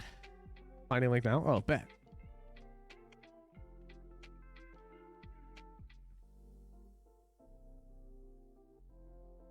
I'm pretty sure I will do research right after I make this statement. I'm pretty sure the glasses do nothing, but the software filters actually do something because blue light is bad for your eyes. It's just the glasses just make things look more orange, but the blue light is still getting into your eyes. Am I correct or incorrect? Let's find out. Blue light.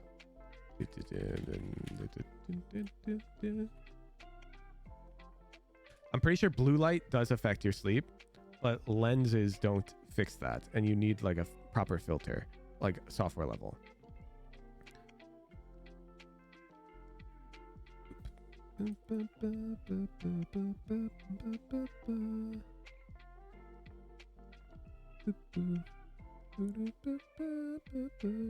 We've replicated most of the findings except for the interactions. Ooh. Wait, no, these guys found that wearing blue light filtering glasses is an effective intervention to improve sleep. Interesting. Is this new? No. This is an old study. I haven't seen this one. Ooh. These guys are saying the glasses work, which is different from what I've seen. Boo, boo, boo, boo, boo, boo, boo, boo. Blue light positively affect cognitive performance, alertness, reaction time. Blue light also has negative effects, decreased sleep quality, sleep duration. Yep. 2% of studies found tiredness to be decreased. 1/5 found sleep quality to be decreased. 1/3 found sleep duration to be decreased. Half the studies found sleep efficacy to be decreased slightly. Less than half found sleep latency to be increased. More than 1/2 found cognitive performance to be increased. Boom, boom. This is like what, an aggregate?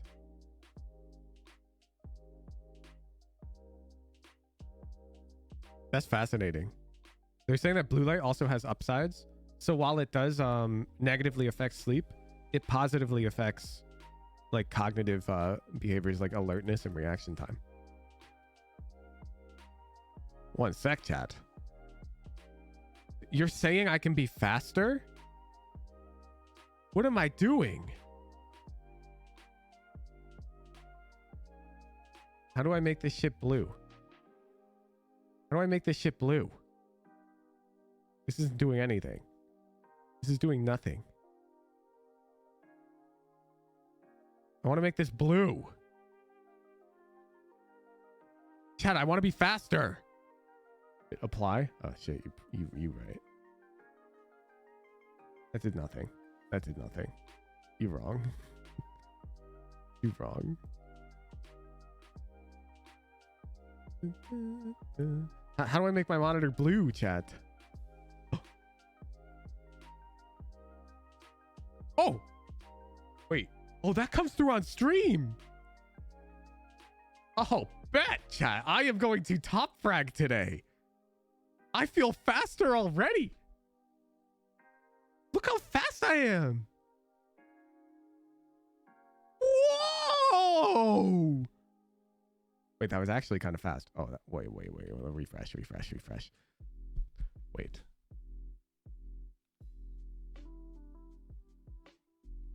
Okay, no, it's normal.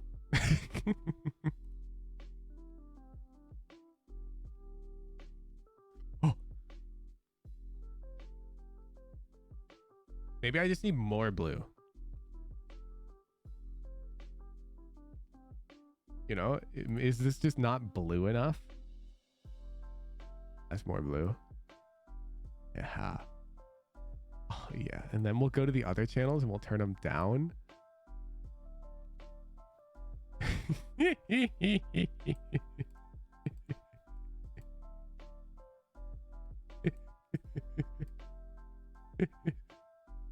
How blue can you get? Oh, now that's blue. Everything on my monitor is just a shade of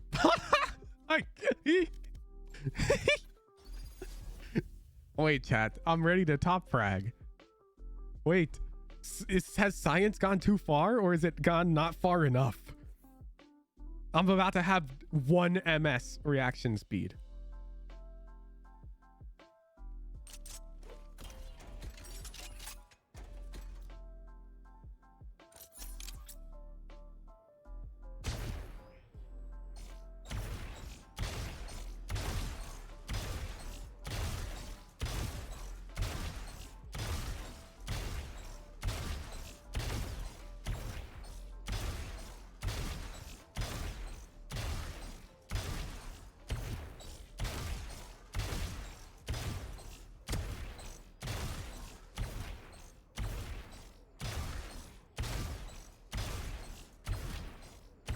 Nah, it's a normal score. Oh my god, it's so blue. That's a normal score. How do I reset this? I just have to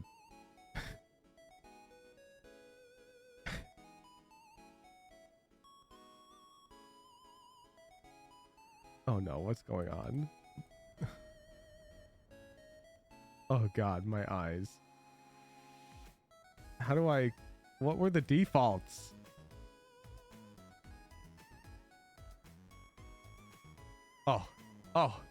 Oh my god.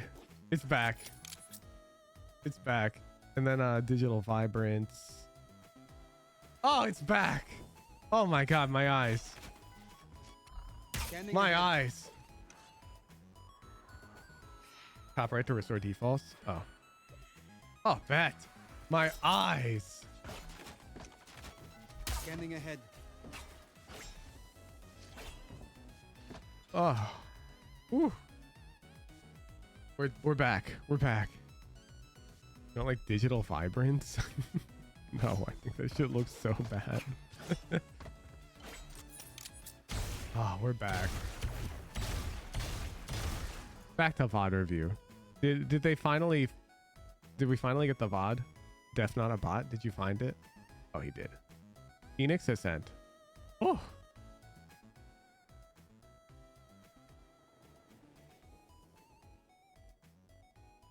You liked blue more? No, you did not. Oh.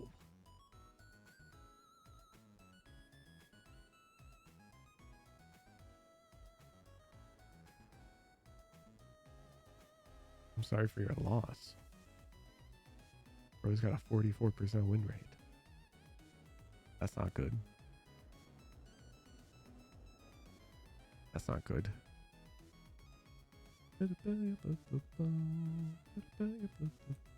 Ascent D1 Phoenix frowny face.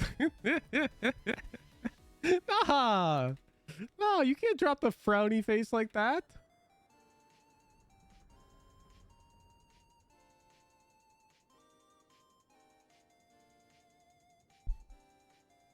Now, yeah, now I feel like I know the outcome already.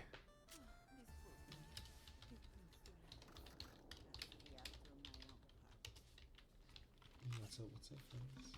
It's down bad in more ways than one.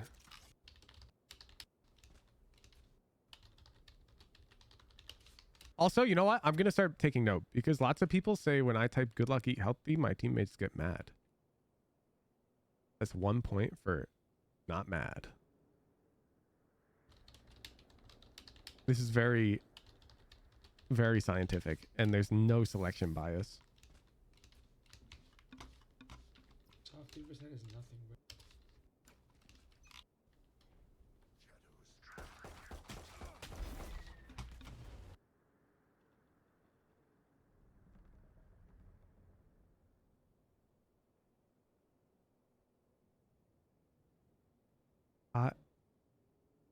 I am so confused. Your play is to peek cat with a classic pistol? Does that make sense to you? One sec. There's a piece of shit.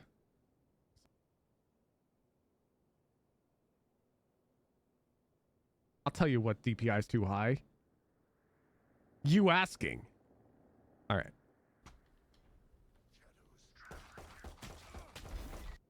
This makes no sense to me. This actually makes no sense to me.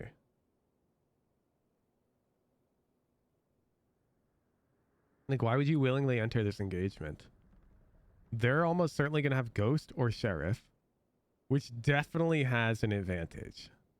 Because you need to hit 2 headshots at this range with Classic to kill them. So your armor means jack shit, because they have to hit 2 headshots back. But they have a Ghost, which is more accurate. Is Def not the move? Yeah, no shit, but why did we do it?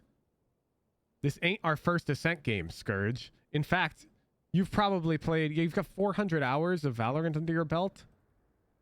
You have played how many Ascent games? Over 100. So what I'm trying to get is why are we peeking cat with a classic pistol on Ascent game 120? What does Ascent game number 5 look like?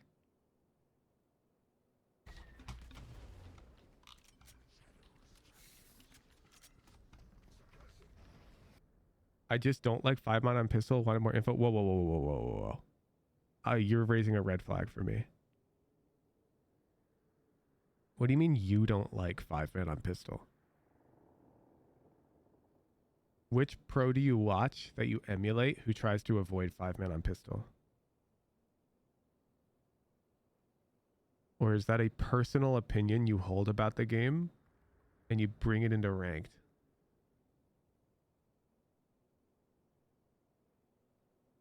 Because you're raising a huge red flag.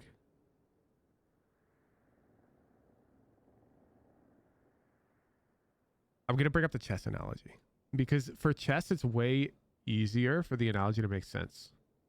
Imagine you open with this move, an objectively terrible move. In fact, white, which is generally already winning, is now losing. And let's say that I'm your chess coach, and the first VOD you bring me is you play this move. And I'm like, huh, why do you play that?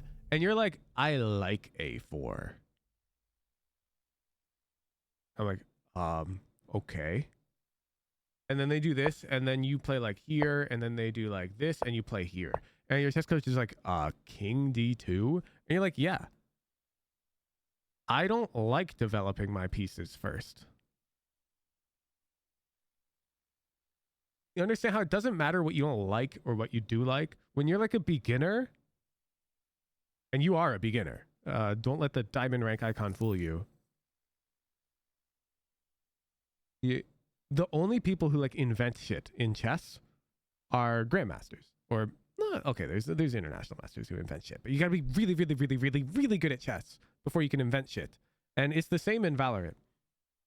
You don't invent strategy when you're like a diamond player because you don't understand the game. You don't. I'm sorry, but you don't. And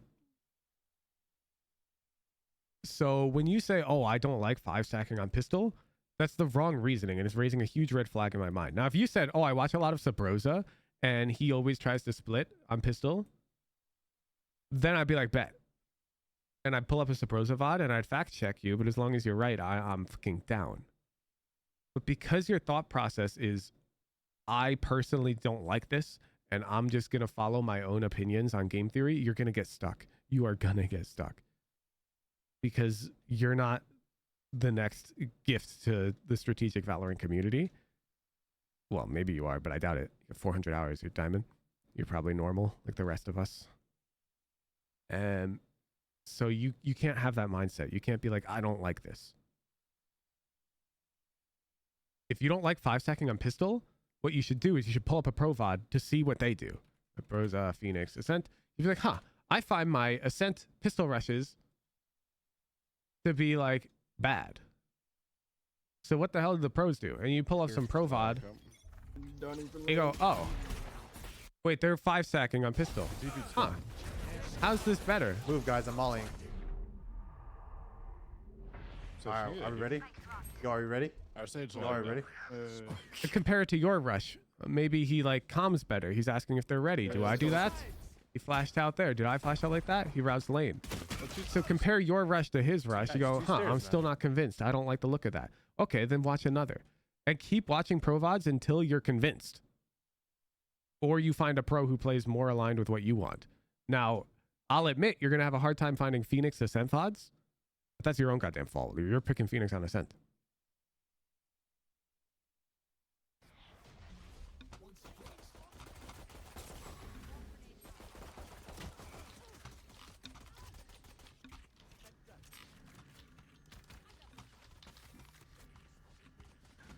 Anyways, I went through that whole spiel. At the end of the day, there's actually nothing wrong with defaulting on pistol. But you're not allowed to justify it with like your own opinions. It's just an incorrect way to think about it. Sure. I got it. Oh, it's swing off me. Or you guys about to swing off me? Yeah, I'll swing off here. Correct. He's just waiting for a fight. Lamau. 3. Nah, let's wait. Nice. Chat, I'm going to hide the screen from you. I'm going to rewind the VOD 15 seconds. I want you to type nothing in chat except what our hero is calming. Okay? You guys ready? All right, go. That wasn't us. Good spot. That was us. Did you get that? I'll rewind. We just calmed something. Here it comes. I have a good spot. Right there. That was a calm. You hear that? 2 market? No, that was Arena. That was Arena. No, we just calmed something right there. In fact, here, let me I'll show you again. Here it comes. Right here. Watch. I have a good spot. That. What was that? I have a good spot. I'm going spawn. Inaudible. I've got spawn. I have your spawn. Elbow stun. I have a good spot.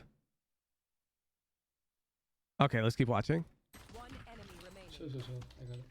Chill, chill, chill. I got that. Oh, and swing off me. Where you guys How about that one? about to swing off me? Right there. That whole statement. Chill, chill. I got it. Right here. Oh, and swing off me. Where you guys about to swing off me? That. Omen, swing off me. Oh, swing off me. Swing off me. No, but it's a full statement. There's something after the swing off me. Guy's about to whiff. I thought he said, oh, are you guys both 1 HP? You guys are saying, oh, both swing off me. I thought he was asking their HP. I'm not even gonna lie. You think your headphones are bad? You can't hear? No, believe it or not, it's actually their comms are fucking atrocious. It's not your headphones. I can't understand anything you're saying. Def not a bot. Your words do not. They don't. I bet you probably have teammates who don't follow your calls. A lot more than a normal individual. Your words just don't. Isn't this shit? Chill, chill. I got it. Oh, and swing off me. Where you guys about to swing off me? Yeah, I'll swing off. Omen, swing off me. Are you guys both 1 HP? Is that what you said? I'm genuinely trying to figure out what he said this. Omen, swing off me is legible this time. Correct.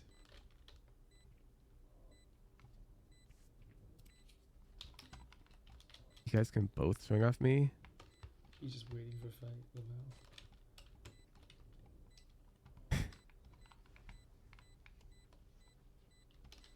Three. Nah, just wait. What do you think that comm was? 3? No, just wait. 3? Just wait. I think he started counting a 3, 2, 1, I think, yeah. Nice. Get around. Yo, what the heck is wrong with that mouse?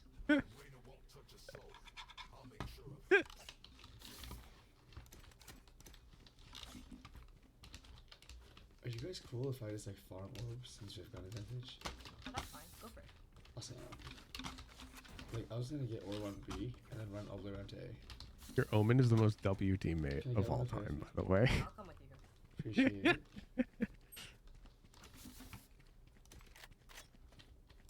You actually got the most W teammate. Not only is this person responding to your comms, they're fucking trying to support you around it. And I let them push. Kill leader. Are they whispering or is Mike too far away from them? Neither. It's got nothing to do with the volume and everything to do with the way the consonants and the vowels are mending together.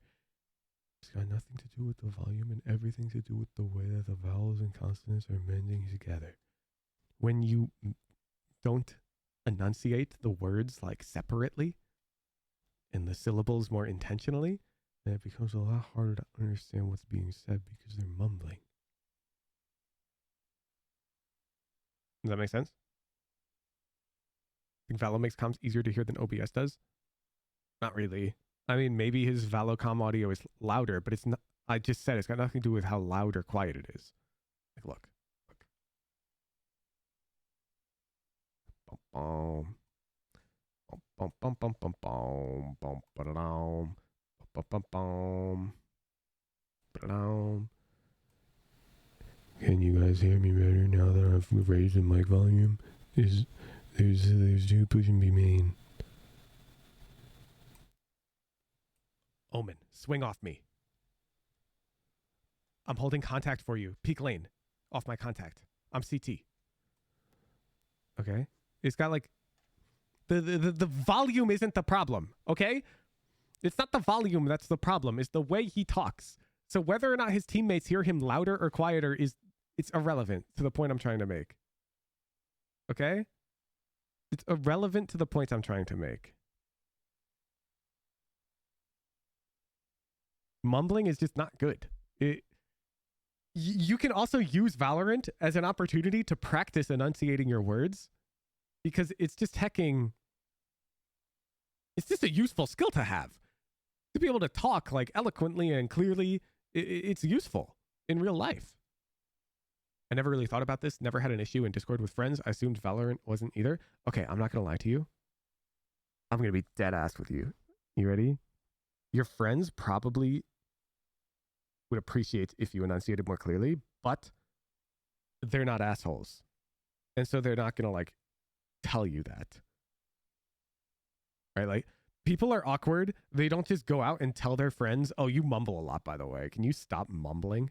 Like it's not a nice thing to say, and so they probably won't say it. You guys really want me to raise the volume and mumble again? That was huge ASMR. You guys are all really weird. That's all you get. That's all you get. Okay. I'll clear right. Go for it. Thank you, dude. Why don't you let me be? I'm just gonna be. I'm not gonna get the door. I'll just wait They're for still you here. guys. They're still here. I'm about to start an ASMR channel. I think I found my hidden calling. I'll get one of those mics that's just 2 ears. So I can tickle them. We can walk right through mid. I only heard one sheriff. I think he's Reyna's on B. I think that's the classics. Nice job. Fuck, man. I'm actually zoning out because of the comms. We just teleported from B main to mid in my head. I actually lost focus. For how long did I lose focus for? Holy shit. 15 seconds? 1 sec. We can walk right through mid. I only heard one sheriff. I think he's Reyna's on B. I think rest of classics. Nice job. So many words.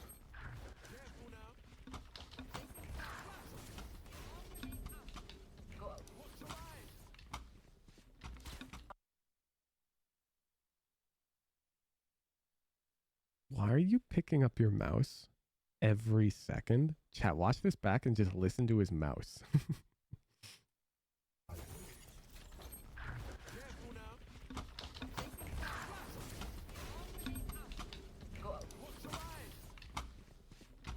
Out of my Pretty box. mean, Probably right? right back. Or onside.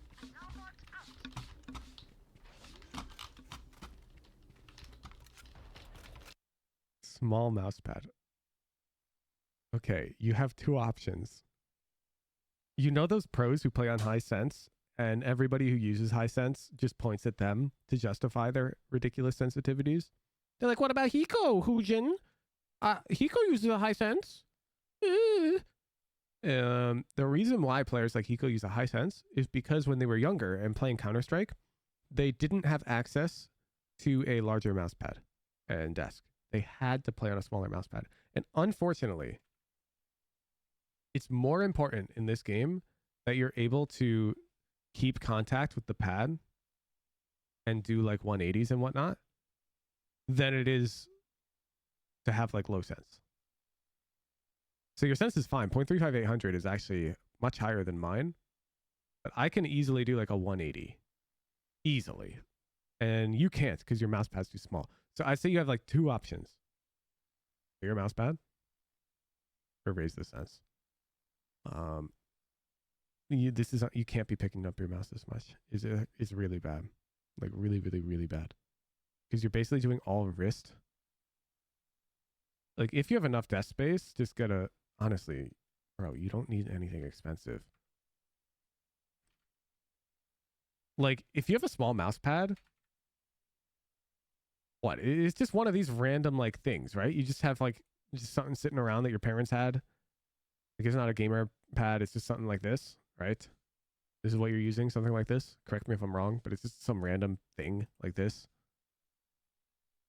Honestly, bro, you can just use like, there are so many household items you could just go grab. That would be like equal to this, but bigger.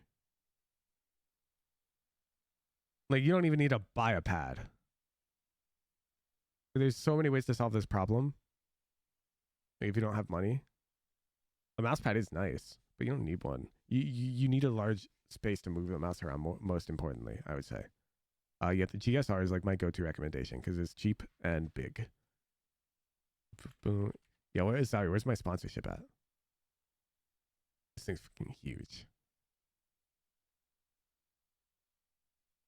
I have like 3 of these in my closet for like emergency use. Because I know someone in Diamond who doesn't use a mouse pad. Yeah, no, it's not necessary. Mouse pads, like, they're useful, but I can easily aim without one. Like, easily. I'm moving my mouse on my desktop now. Rip skates, but like whatever, it doesn't really matter. I could easily aim without one. It gets to a problem if you have like a glass desk, you know, because then the laser sensor in your mouse won't work. And you'll need the mouse pad.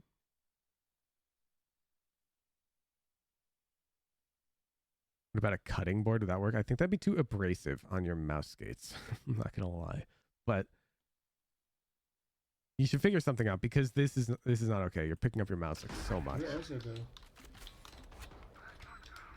Nice.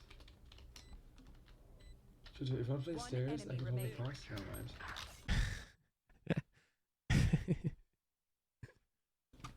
Ooh. I'll go. Never that. I'm just gonna hold this cross. Can you swing stairs off me?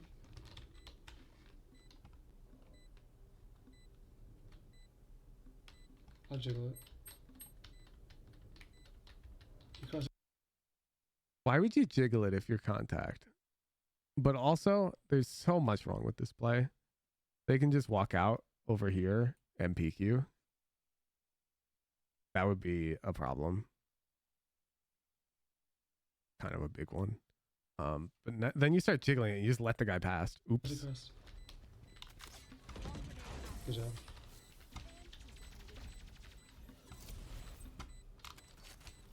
Oh, what did it take? You thought it would be unexpected with the amount of time left? Why do you think it would be unexpected, though? You're not wrong. You're not wrong. Okay, first of all, your play is unexpected because it's bad. People will peek B main quite a bit. They'll also jump out towards stairs to avoid the angle you're playing. The angle you're playing like this way is unexpected because nobody plays this way. Makes it bad. People clear B main I see a lot. Boom, boom. But yeah, if they're coming stairs, isn't it also Brim? Like, can't he just smoke you off? Were you counting Brim smokes? Probably not. He's way better to both be sight. This is way better. There's a million ways that you can high-low stairs. The dude box and you like back sight works. But also, like, there's a million ways to hold sight effectively. A dude over here holding lane. A dude here holding stairs. I really want you to be on site because there's just too much they can do to circumvent this B main hold. And I mean, you even see that because you end up jiggling a bit and bam. Oops. And now if that Brimstone wins the duel on Killjoy, and if he has a smoke, he smokes the bomb, he gets on it, this is actually losable. Very losable. Cross across.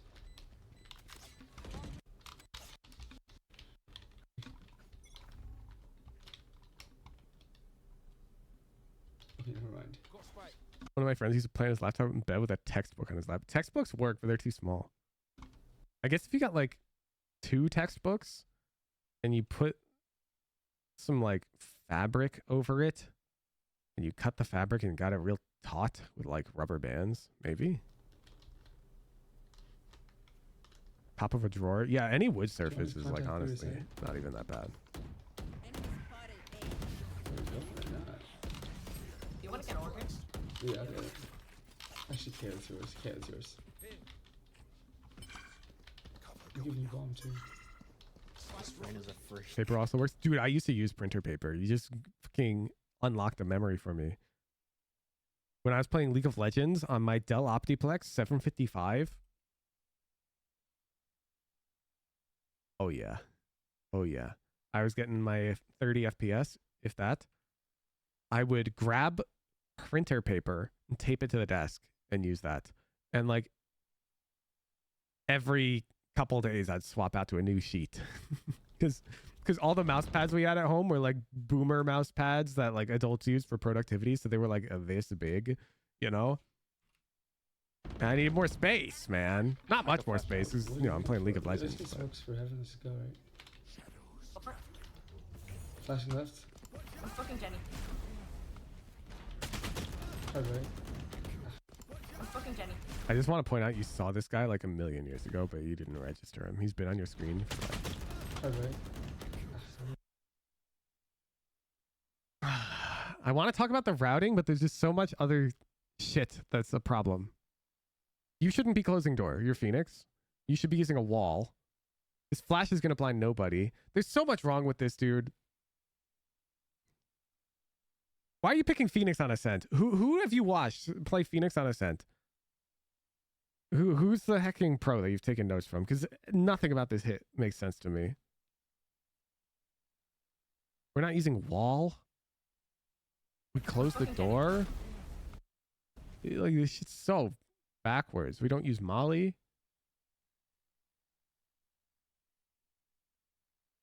I refuse to believe that you've seen a pro player attack A site on Phoenix like this. Derek, but I don't follow enough, as you said. I don't get why he does what he does. You don't need to understand the why to copy somebody. You sound like a person who's a theory enjoyer, but you don't need to be a theory enjoyer. Like, I don't understand why hecking knight c6 is the best move on move 5 in the Italian or whatever. Like, I don't understand the full depth as to why it's somehow better than another move. It doesn't matter. It's because it's the correct move. Like, I'd rather just learn my opening theory so I can get to the middle game where shit hits the fan and it's actually fun. Valorant is the same. Attacking the site, think of this like your chess opening. There's like a few good ways to attack the site for your agent as a duelist. They've been well established and like documented. You need to learn them, attack the site that way. And then when you get into like post plant, then we're talking dynamic game where the correct answer is no longer black and white. Like for example, last round where the bomb was planted here and I didn't like that we were B main. I think we should have been site. But notice I said I think. Right now, I know we shouldn't be closing door. Okay? I know we should be using wall.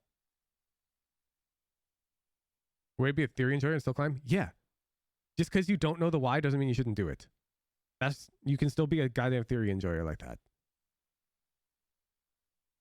You're not going to understand the why behind everything in this game, especially as you're lower ranked.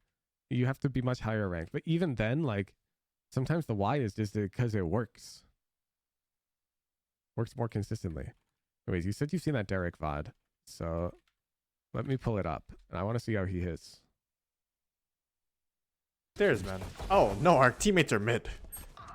Bro, our side Not crossing. I want to see how he hits A site. Where's it? Careful now. And Jen, could be close. Eric is naturally behind this guy. You kidding me? What happens at the catwalk? Go. Go. Damn, we accidentally burned all our util because he thought his cat player was coming up. Come on, let's go. Watch out. Dude, you're picking cat.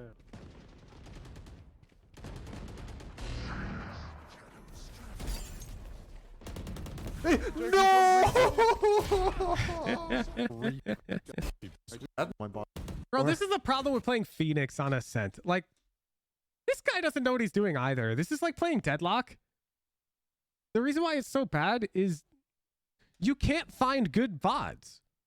This dude's not prepped for Phoenix Ascent. I'm sorry, but he's not. Like, he doesn't know what he's doing either. Like, why would he ult there alone, not even in cover? I'll tell you why. Because he's played 3 Phoenix Ascent games ever. He's just having fun.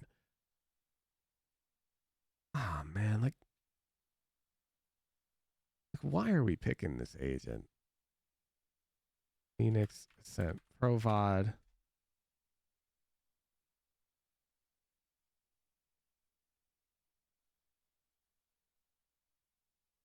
I don't think there's anybody who like plays this agent consistently on Ascent, right?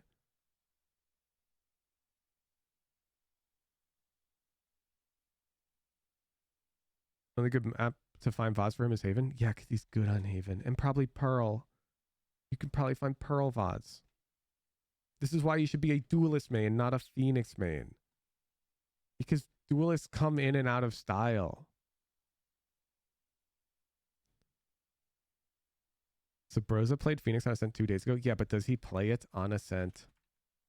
Like, one sec, look. Matches. Phoenix.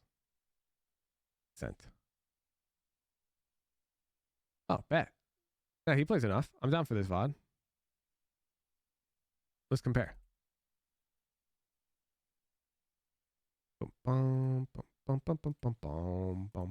He played it what? December 10th?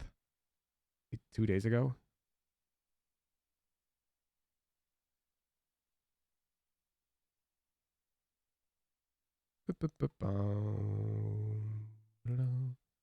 Easy. Is this winnable? I think if I just shot you down, it'd be possible. Wait. You haven't seen his on YouTube? Well, you did this to yourself, man. You picked an agent that requires you to do harder research to find good VODs, man.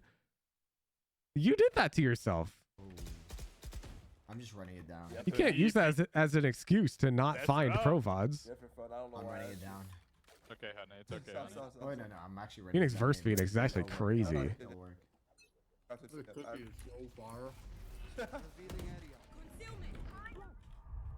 I'm buying, brother.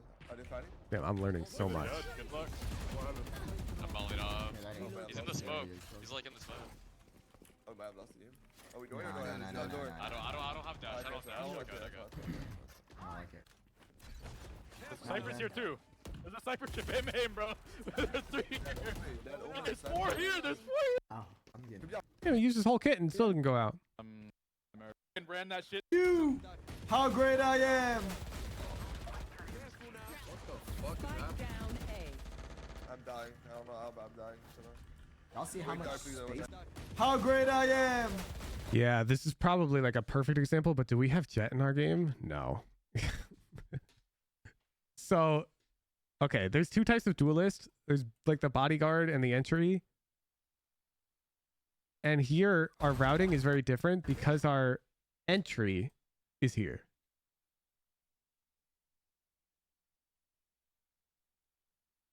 The Dark Bros have randomly throw the Phoenix wall through a main smoke. It's not random. They're threatening that they're walking out past the trip.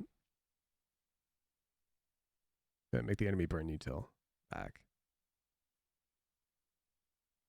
But if no movement duelist, then I'm supposed to take space. That's the problem. The problem is you're not supposed to be playing Goddamn Phoenix in the first place. And so you need to find Phoenix VODs that don't have a second duelist to learn from. And I feel like we're about to have a real hard time. Let's see.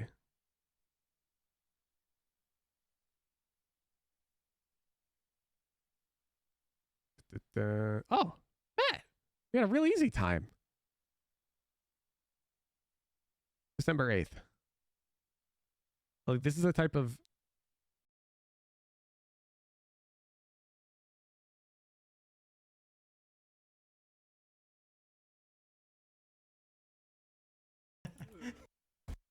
Limited. That was definitely DMCA music. I'm gonna eat after this game. I don't think. How free? Holy shit. Blinded. Fuck. Nice. I'm flashing in, flashing in. Trade. I'm closing door. Nice. Damn, he closed door. He also had Judge. And he knew one was close. Yeah, Jay is door. I think I 7, I think. One enemy remaining. Okay. Down mid quick. Holy shit, good entry. Let's go. Going up. Mark it. Enemy independent spawn. Don't pay your paid. Yes. Should we get? Oh. God, Mount video saying. Any A hits? Any... That's more. Yeah. It's a Christmas That's miracle. cheating! He just doesn't go A because they don't have a movement duelist.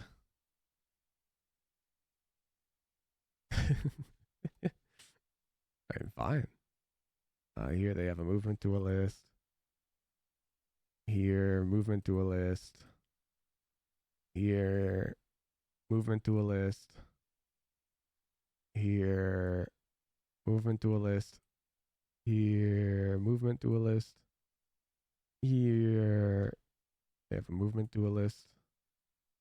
Here, yep, they got a movement to a list.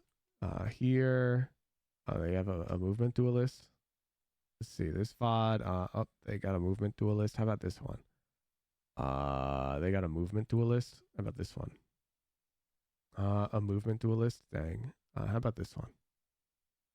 Movement to a list. This one. Movement to a list. Dang. How about this one? Movement to a list. This one. Oh wait, we're 2 years in the past. You see the problem? I just scrolled. This is every single Phoenix. Like this VOD is 2 years old.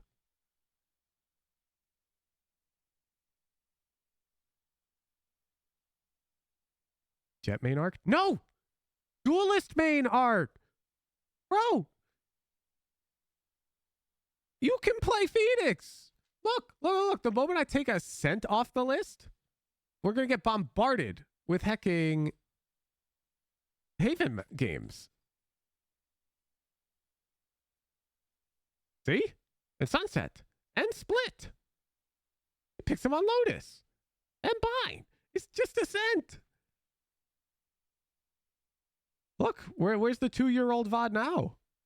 Nowhere to be seen because he picks Phoenix on other maps. Looks like Haven, Sunset, Split, Lotus. There's 4 maps, dude. There's even a Breeze game in there. Not many. There's also Ascent games in there, but not many. There are Breeze games, though, but as you can see, yeah. He's played a total of 6 Breeze Phoenix games ever.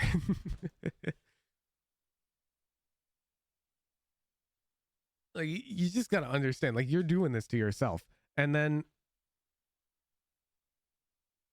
my problem is the way that you come out is so unacceptable that it's just like rubbing me the wrong way.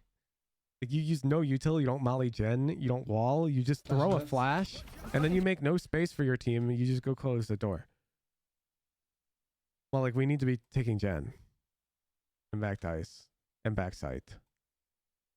And generally, that's why Jet gets drafted on this map.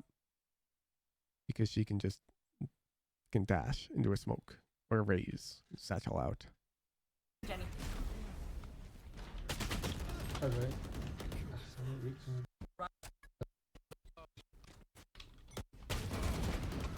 It's kind of shocking you play Phoenix, actually, because you're such a theory enjoyer. Like, if you're such a theory enjoyer, why are you playing Phoenix on Ascent? He's like objectively bad on the map. I should not be doing this.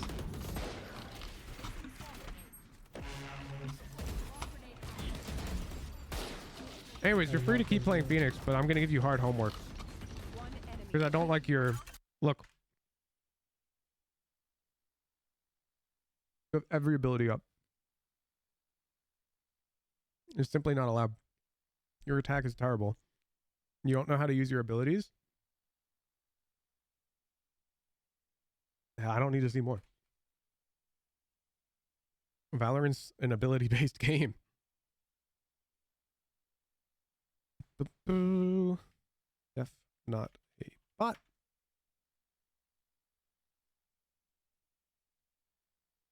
You're free to keep playing Phoenix on Ascent. However, you're going to have to go find some good VODs. The defense is going to be the same problem. The problem is you haven't seen any good VODs, and so you have no idea what you're doing on defense.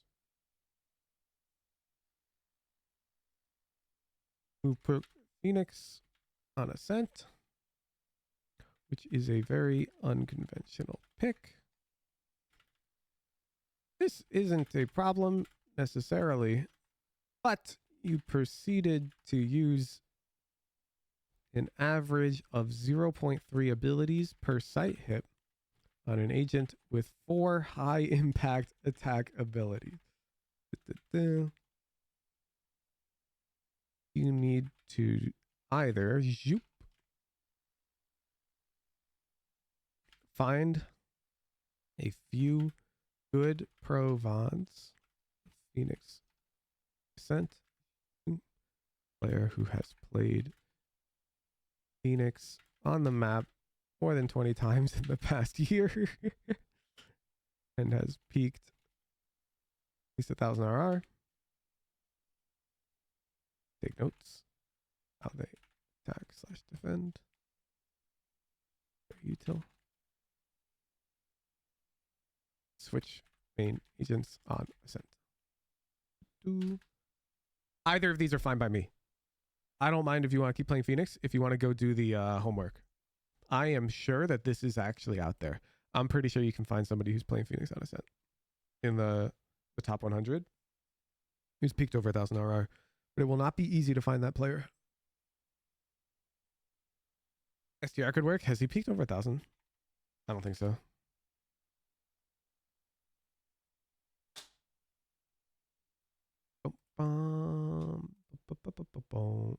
Is this even him?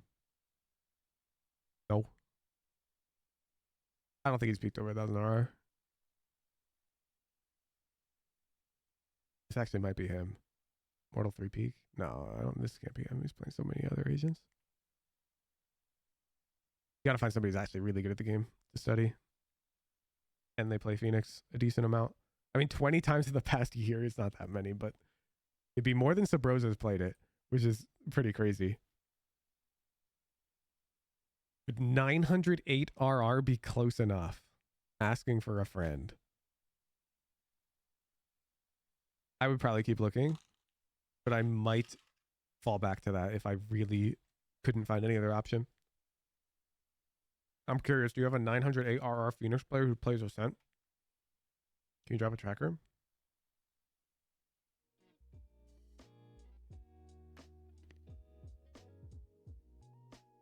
No. Why'd you ask? It's Grim. Oh, Sage? I approve of Grim for Sage. If you're playing Sage, but you better be using Grim walls. All of them. You better be jumping off of shit and catching yourself in the wall. And also, not you. You're Silver. Why are you learning util and shit? What are you doing? Or you're also playing you're filling. Bro, focus on your gunfights. What the hell? You're going negative damage delta in Silver.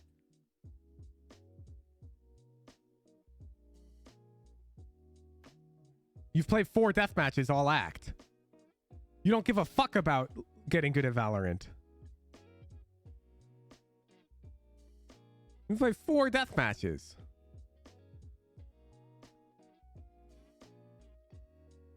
That's like 0 death matches. Couldn't be me. Are you a deathmatch enjoyer?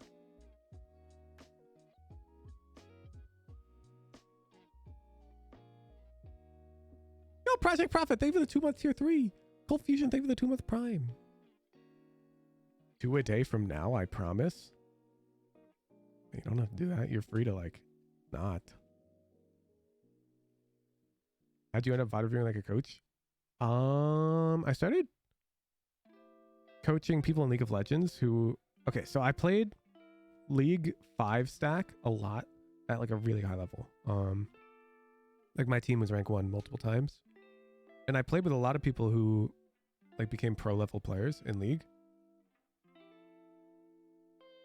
And it just sort of happened where we would constructively criticize one another to get better at the game and work together as a team to get good. And I was just consistently really good at making everyone improve faster. My constructive criticism in particular was very effective. And so I started just working with players individually in League. And to a lot of success. And I started doing it in Rocket League. A lot of success. I've done a for a while now. And I was also like, I've taught more formal studies as well. Like I've taught music, I've taught robotics. So I'm aware of how to teach.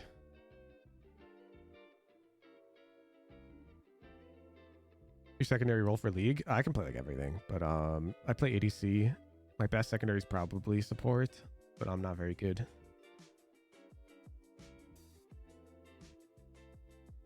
Actually, found you when still play League. Oh, I didn't stream and I didn't coach like publicly. I only coached like very good players. You taking courses of how to teach? Yeah. I haven't taken like college courses for how to teach, but I've received multiple trainings. I also worked with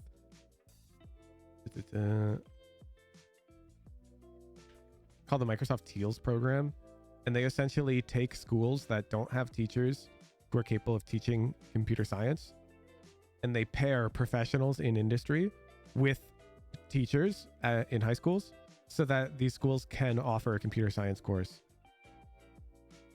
So like I assisted with one of my local high schools in Washington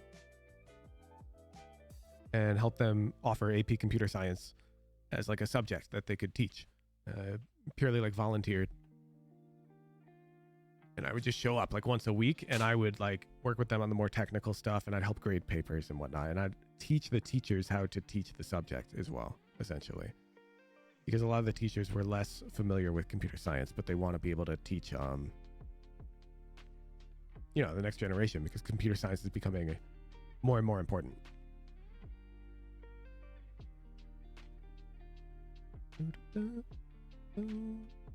Got a ticket about the eye strain thing. Oh, bet. You want me to review on stream? I'm guessing it's Sam because I timed him out. Yeah, I bet. Peer-reviewed study not specifically relating to closeness of screens and eye strain, but has shown that a change from far to near range in your screen results in more eye strain. Timed out because I couldn't provide one in time? No, you were timed out because you kept just speaking as an authority on the topic.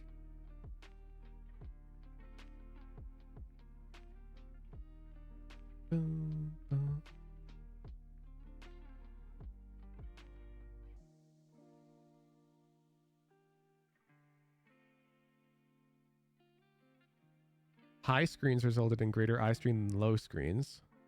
Okay. That's height. Change from far to near viewing distance produced a larger increase in eye strain when the VDUs were at eye level. What happens if the screen gets lower though? Because a lot of Valorant players will get the screen close, but they'll lower it. And they're saying high screens are greater eye strain, but generally players will they'll pull the monitor in and like down. This is an extreme example to exaggerate what players are doing.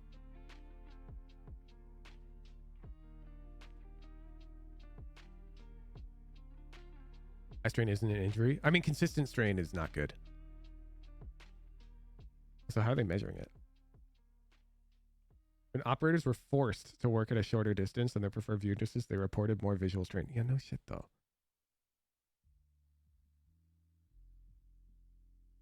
I feel... Did they do the other? Like, what about people who preferred a shorter distance and were forced to work at a longer distance? Did they report anything? Boom, boom, boom, boom. Like if you're forcing them to use something they're not used to, I feel like they're gonna complain. Boom, boom, boom, boom. I have to read the whole article? Yeah, probably would. Boom, boom, boom, boom. Also, I want to quote you, Sam, if you're still watching the stream. Because, yeah, this says what you say it says. But you specifically said...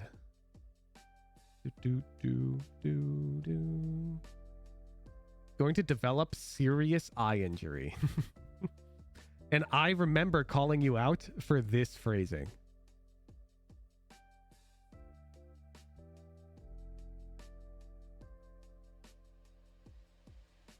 And this does not defend that take. Boom, boom, boom.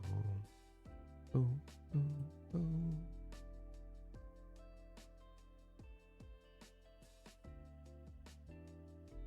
Yeah, plus they were, instead of like providing studies, they were just like, I work in the field, trust me. Which is really weird. More than one study, right? Yeah. I'm not saying they're wrong. I'm saying I don't like the way that they debate. They got timed out for the way that they were presenting their stance, not the actual like objectivity of whether they're right or wrong. Like, I don't care at this point if they're linking more. The problem is they were just appealing to authority and acting offended when I ignored that. All right, chat, today we're playing solo queue. Hog. We're gonna play West. We don't have OD today. Fuck it.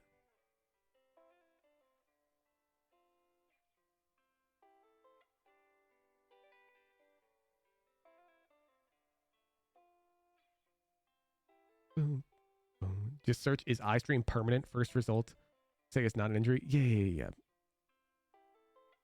I'm talking about consistent eye strain.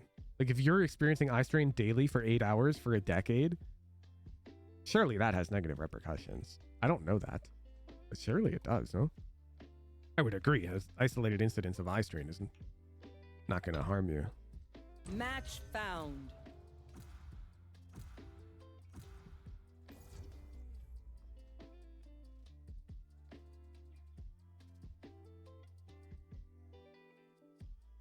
I've been welding 80 years and your welds aren't holding, buddy. That's such an obscure example to give. Why'd you go to welding? I'm actually curious. Are you a welder? Death match. One sec, chat. I'm going to grab a drink. Be right back.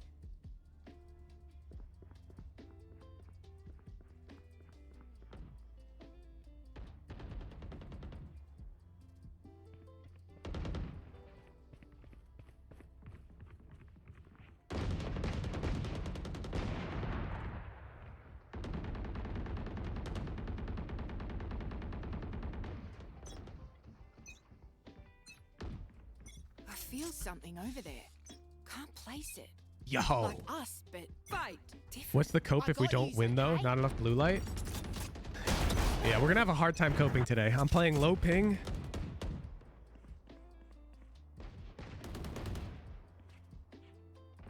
I really need to just improve my own game, chat. Like, I'm such a coper. No cope. Only improve. Lose is improve. Win is improve.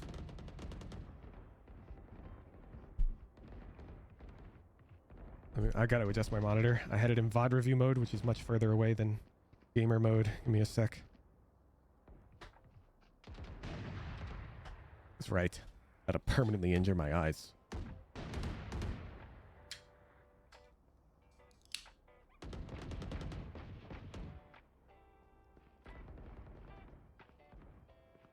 All right. Just my mic.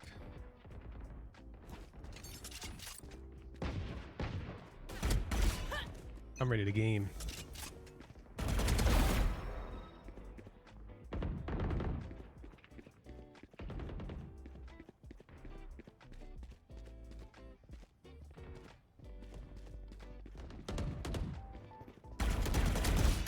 Oh, I'm not ready to game.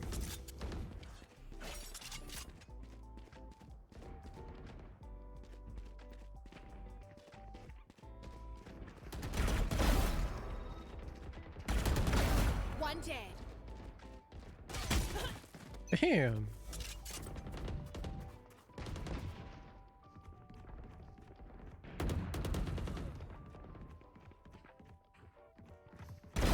Ended.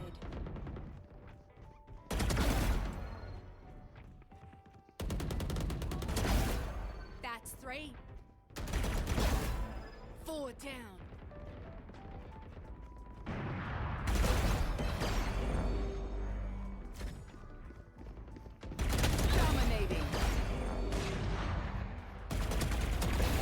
One tapped.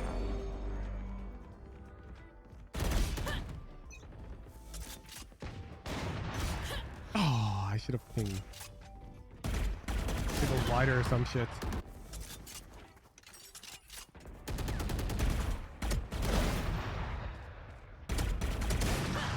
Bro, I suck. How am I not killing that guy? Sleep tight. That's 3. 4 down.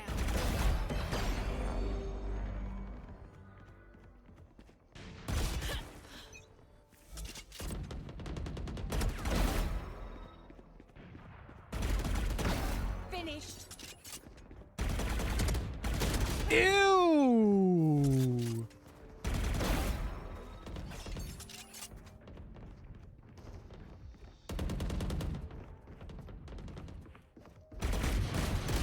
No!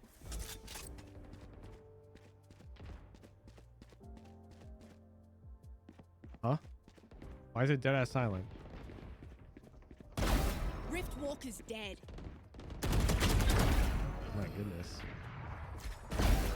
That's 3.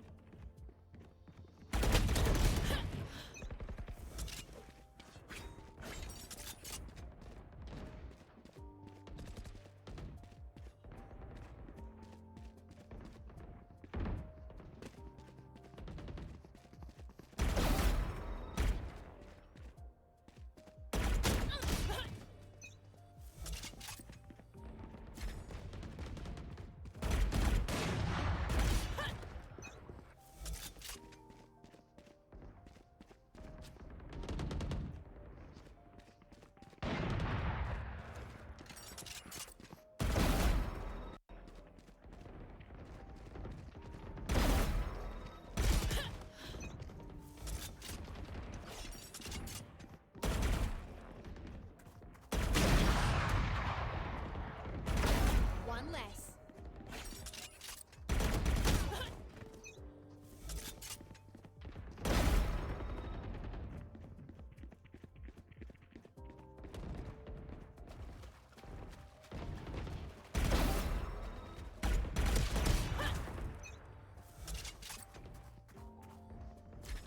Dominating. 10 kills remaining.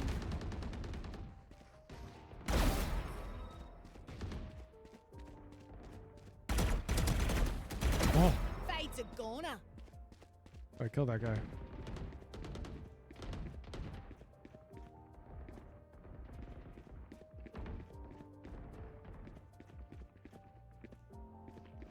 The hell? Fade's a goner. Enough. 5 kills remaining.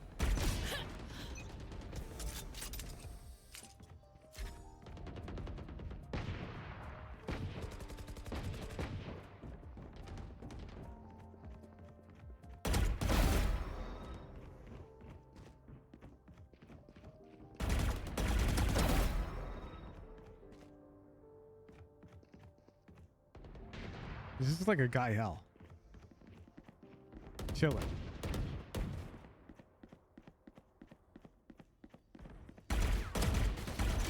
No, I suck.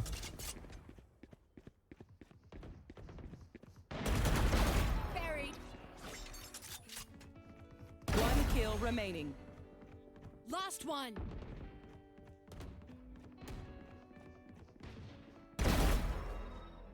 Yeah. And that's full time. Good stuff.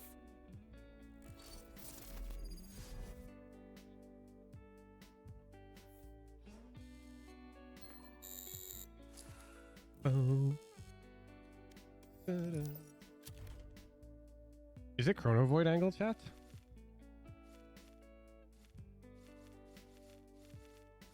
I think it's not. I think I'm low ping today. It's Forsaken. Because we're Jing.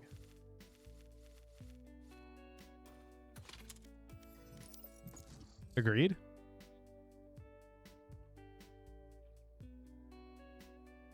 Did you ever think about submitting a clip to Rankle? No, Rankle's dead to me. Those guys put 7 ads on the page.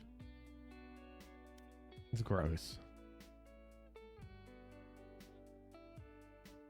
This fucking coworkers in Twitch. All right, I'm just gonna ban you. If you like come into Twitch chat to complain about a timeout, like.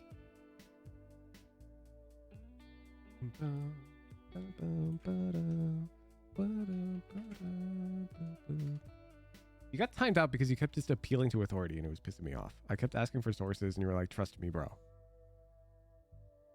I don't care if you're right or wrong. Trust me, bro. Don't cut it.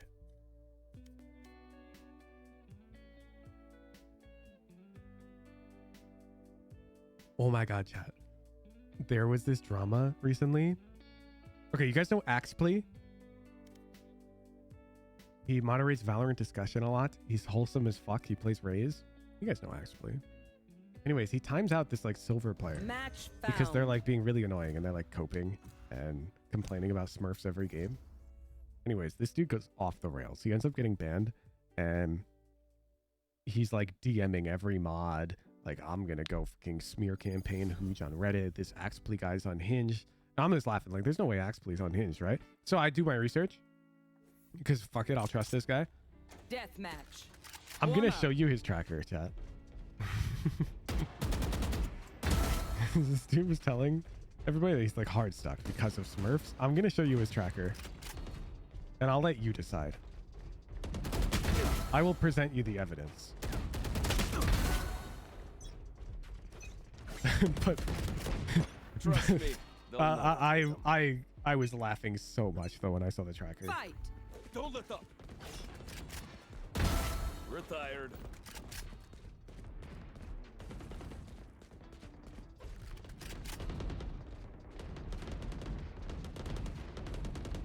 A lot of gunshots.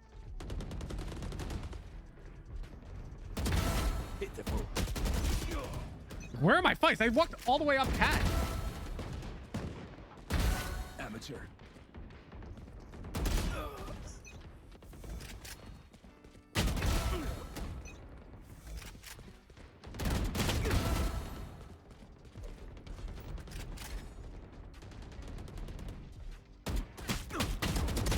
Ah, I suck.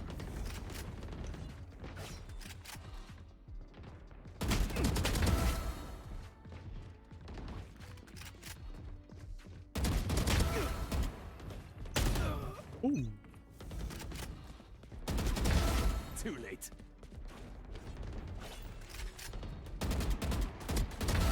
Retired. What? I'm super whipping right now.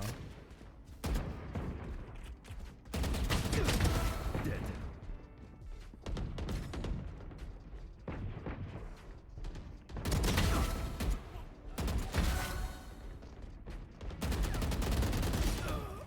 Don't look at me, don't look at me, don't look at me.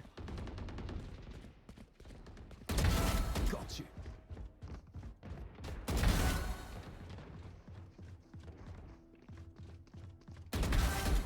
Free out. Make it 4.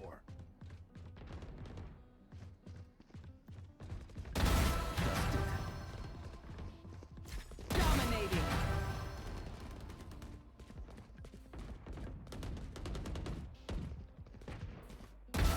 Retired.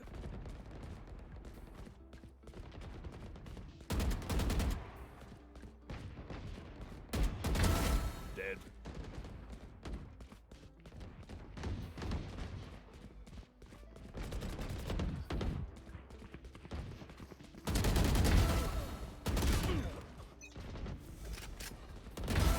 Worthless. Weak.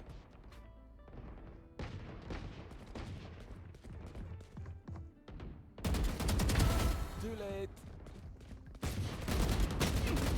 Oh god.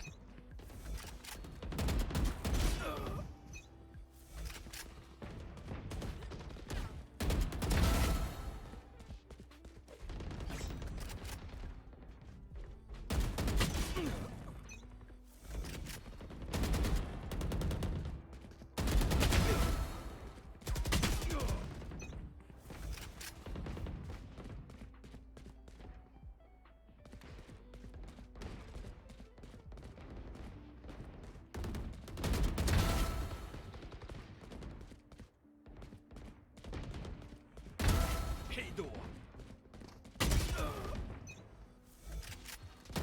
kills remaining.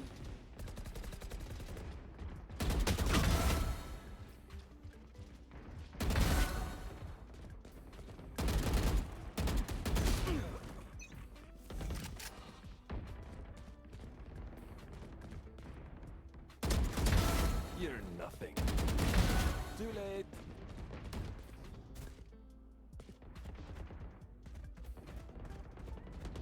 Dominating.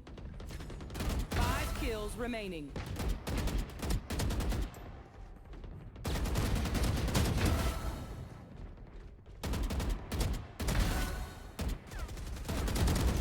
Oh, getting surrounded.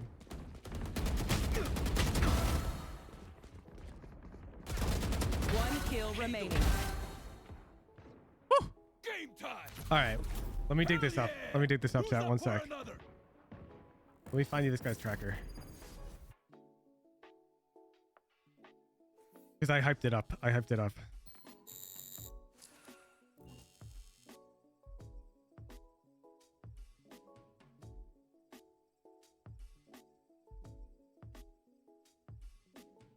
If any mods are in chat and could help, that would be convenient.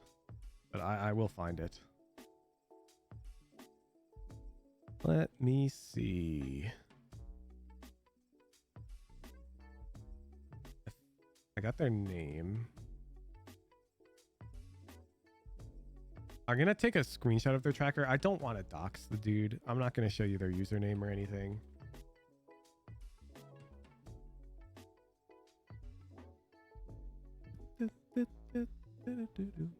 Because that's not right. I'm not trying to do that.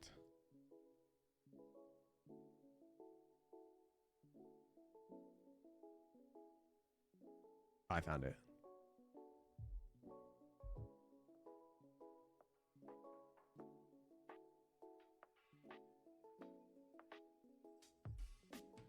Okay.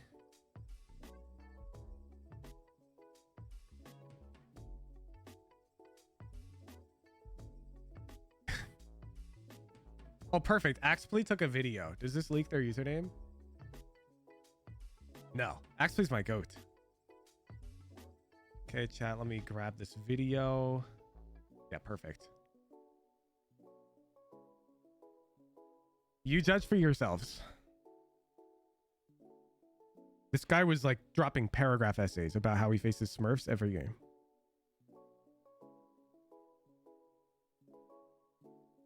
And Axpley kindly asks him to go into the I Lost channel and stop coping in the Valorant discussion channel. And they got unhinged. They got mad at him. Axpley timed him out.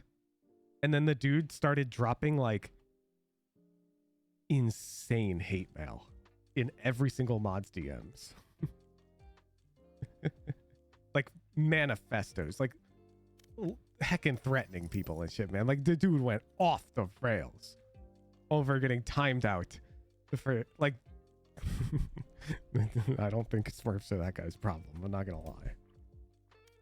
I'm gonna play another deathmatch.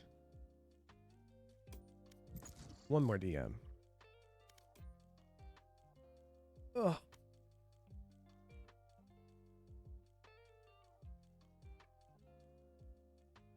How do people go so low? How does that even work? I don't know. I mean, there are people stuck because of like their mentality, right? Like they'll just D-rank, or they'll just be stuck in low because they blame external factors.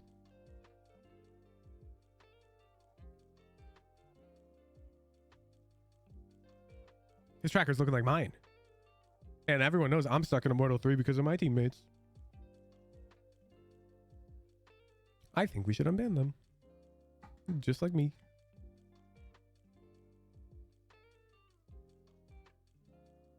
Alright, I'll update my stream title. Give me a sec.